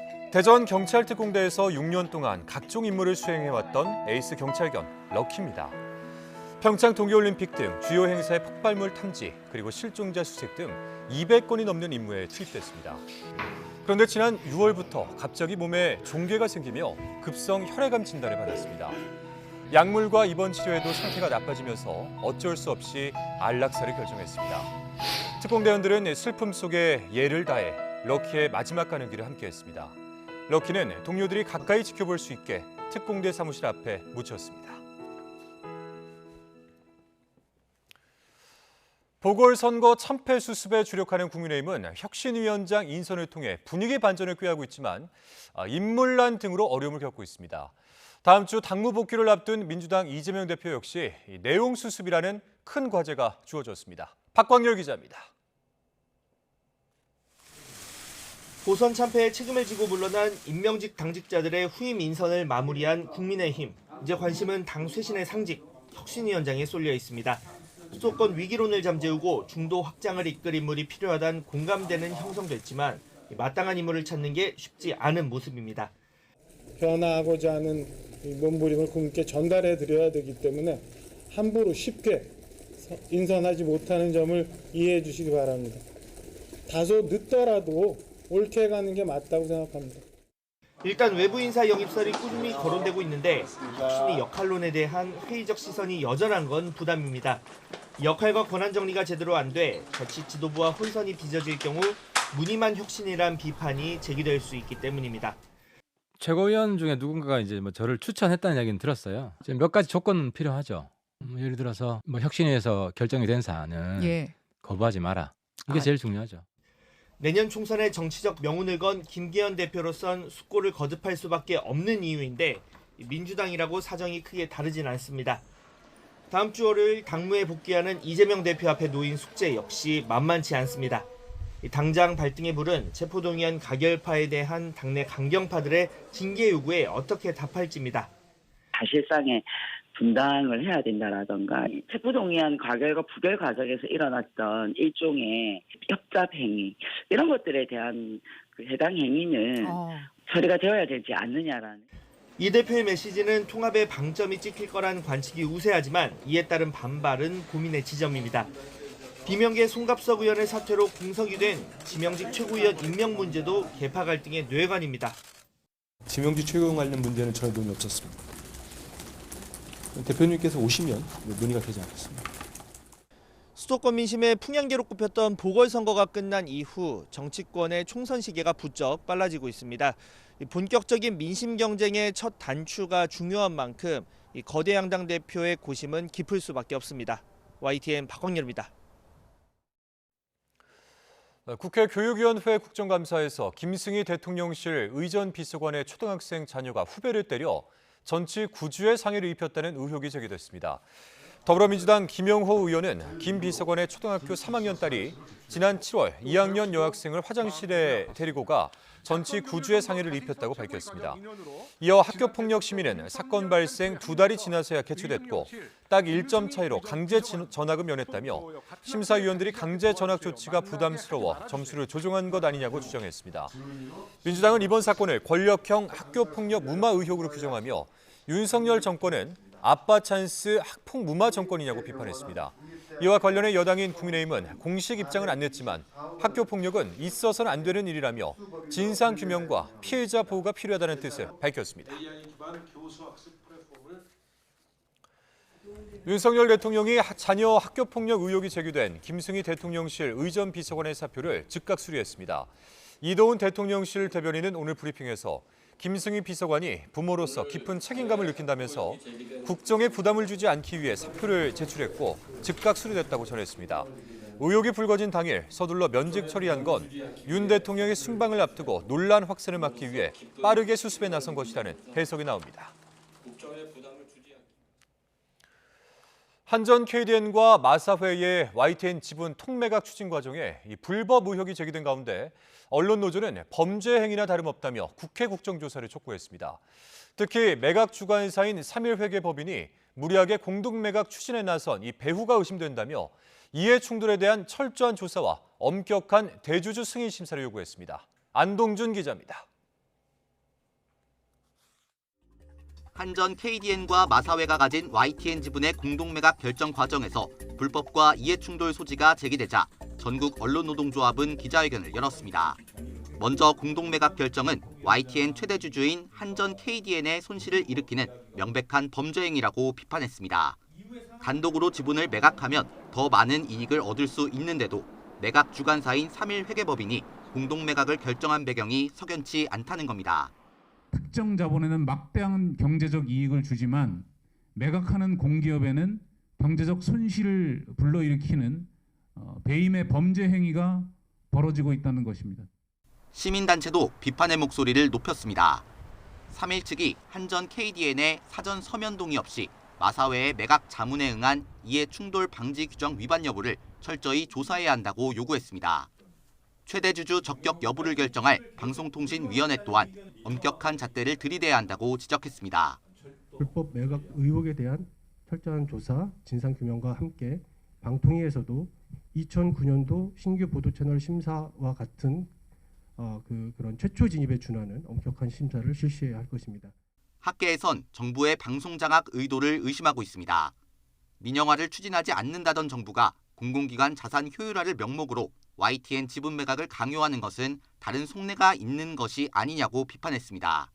YTN의 불법 매각이 강행된다 그러면 언론 장악이나 언론 민영화뿐만 아니라 윤석열 정부의 이렇게 터무니없이 밀어붙여도 괜찮다라는 그런 엉뚱한 자신감을 불러일으켜서 언론노조와 시민단체, 학계는 한 목소리로 지분 매각 과정의 불법성과 배후를 국회 국정조사를 통해 밝혀야 한다고 촉구했습니다. 3일 회계법인은 혼자만의 단독으로 이런 판단을 하는 것이 아니라 압력을 받았거나 보이지 않는 손이 작용했을 거라고 생각하고 있습니다. YTN 지분 매각 과정의 불법과 이해충돌 소지에 대한 철저한 진상규명 없이 졸속으로 매각이 강행된다면 언론계는 물론 시민단체와 학계 등의 반발도 거세질 전망입니다. YTN 안동준입니다. 추경호 부총리 겸 기획재정부 장관은 상속세 개편과 관련해 사회적 논의가 필요하다고 밝혔습니다. 추 부총리는 국회 기획재정위원회 국정감사에서 관련 질의에 상속세가 전반적으로 높고 한번 개편에 관한 논의가 있어야 하는 것 아니냐는 점에서 큰 틀에서 공감한다며 이같이 말했습니다. 이어서 지금 근본적인 용역을 하고 있다며 상속세 전반이라기보다는 유산세와 유산취득세 문제가 중심이긴 한데 사회적 논의를 활성화하는 작업부터 해야 할 것 같다고 말했습니다.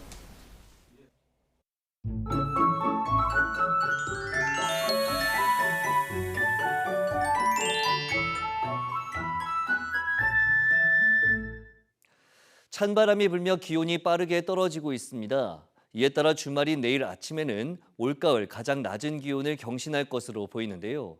서울 아침 기온이 5도, 대관령 영하 2도까지 떨어지는 등 때이른 추위가 기승을 부리겠고 찬바람의 체감 추위는 이보다 더하겠습니다. 또 서울 낮 기온이 16도, 대관령 10도에 머무는 등 낮 동안에도 예년 기온을 밑돌며 쌀쌀하겠습니다. 내일도 대체로 맑은 날씨가 이어지겠습니다. 다만 경기 일부와 영서, 전남 서해안과 제주 산간에는 아침까지 빗방울이 조금 떨어지는 곳이 있겠고 내륙 곳곳에 서리가 내리겠습니다. 또 경기 북부와 영서 지역에는 물이 얼거나 도로 살얼음이 나타나는 곳이 있겠습니다. 추위 대비와 함께 이 점에도 주의해 주시기 바랍니다.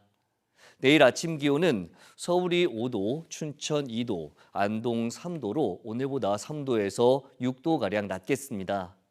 낮 기온은 서울이 16도, 광주 18도, 부산 19도로 오늘과 비슷하거나 조금 높겠습니다.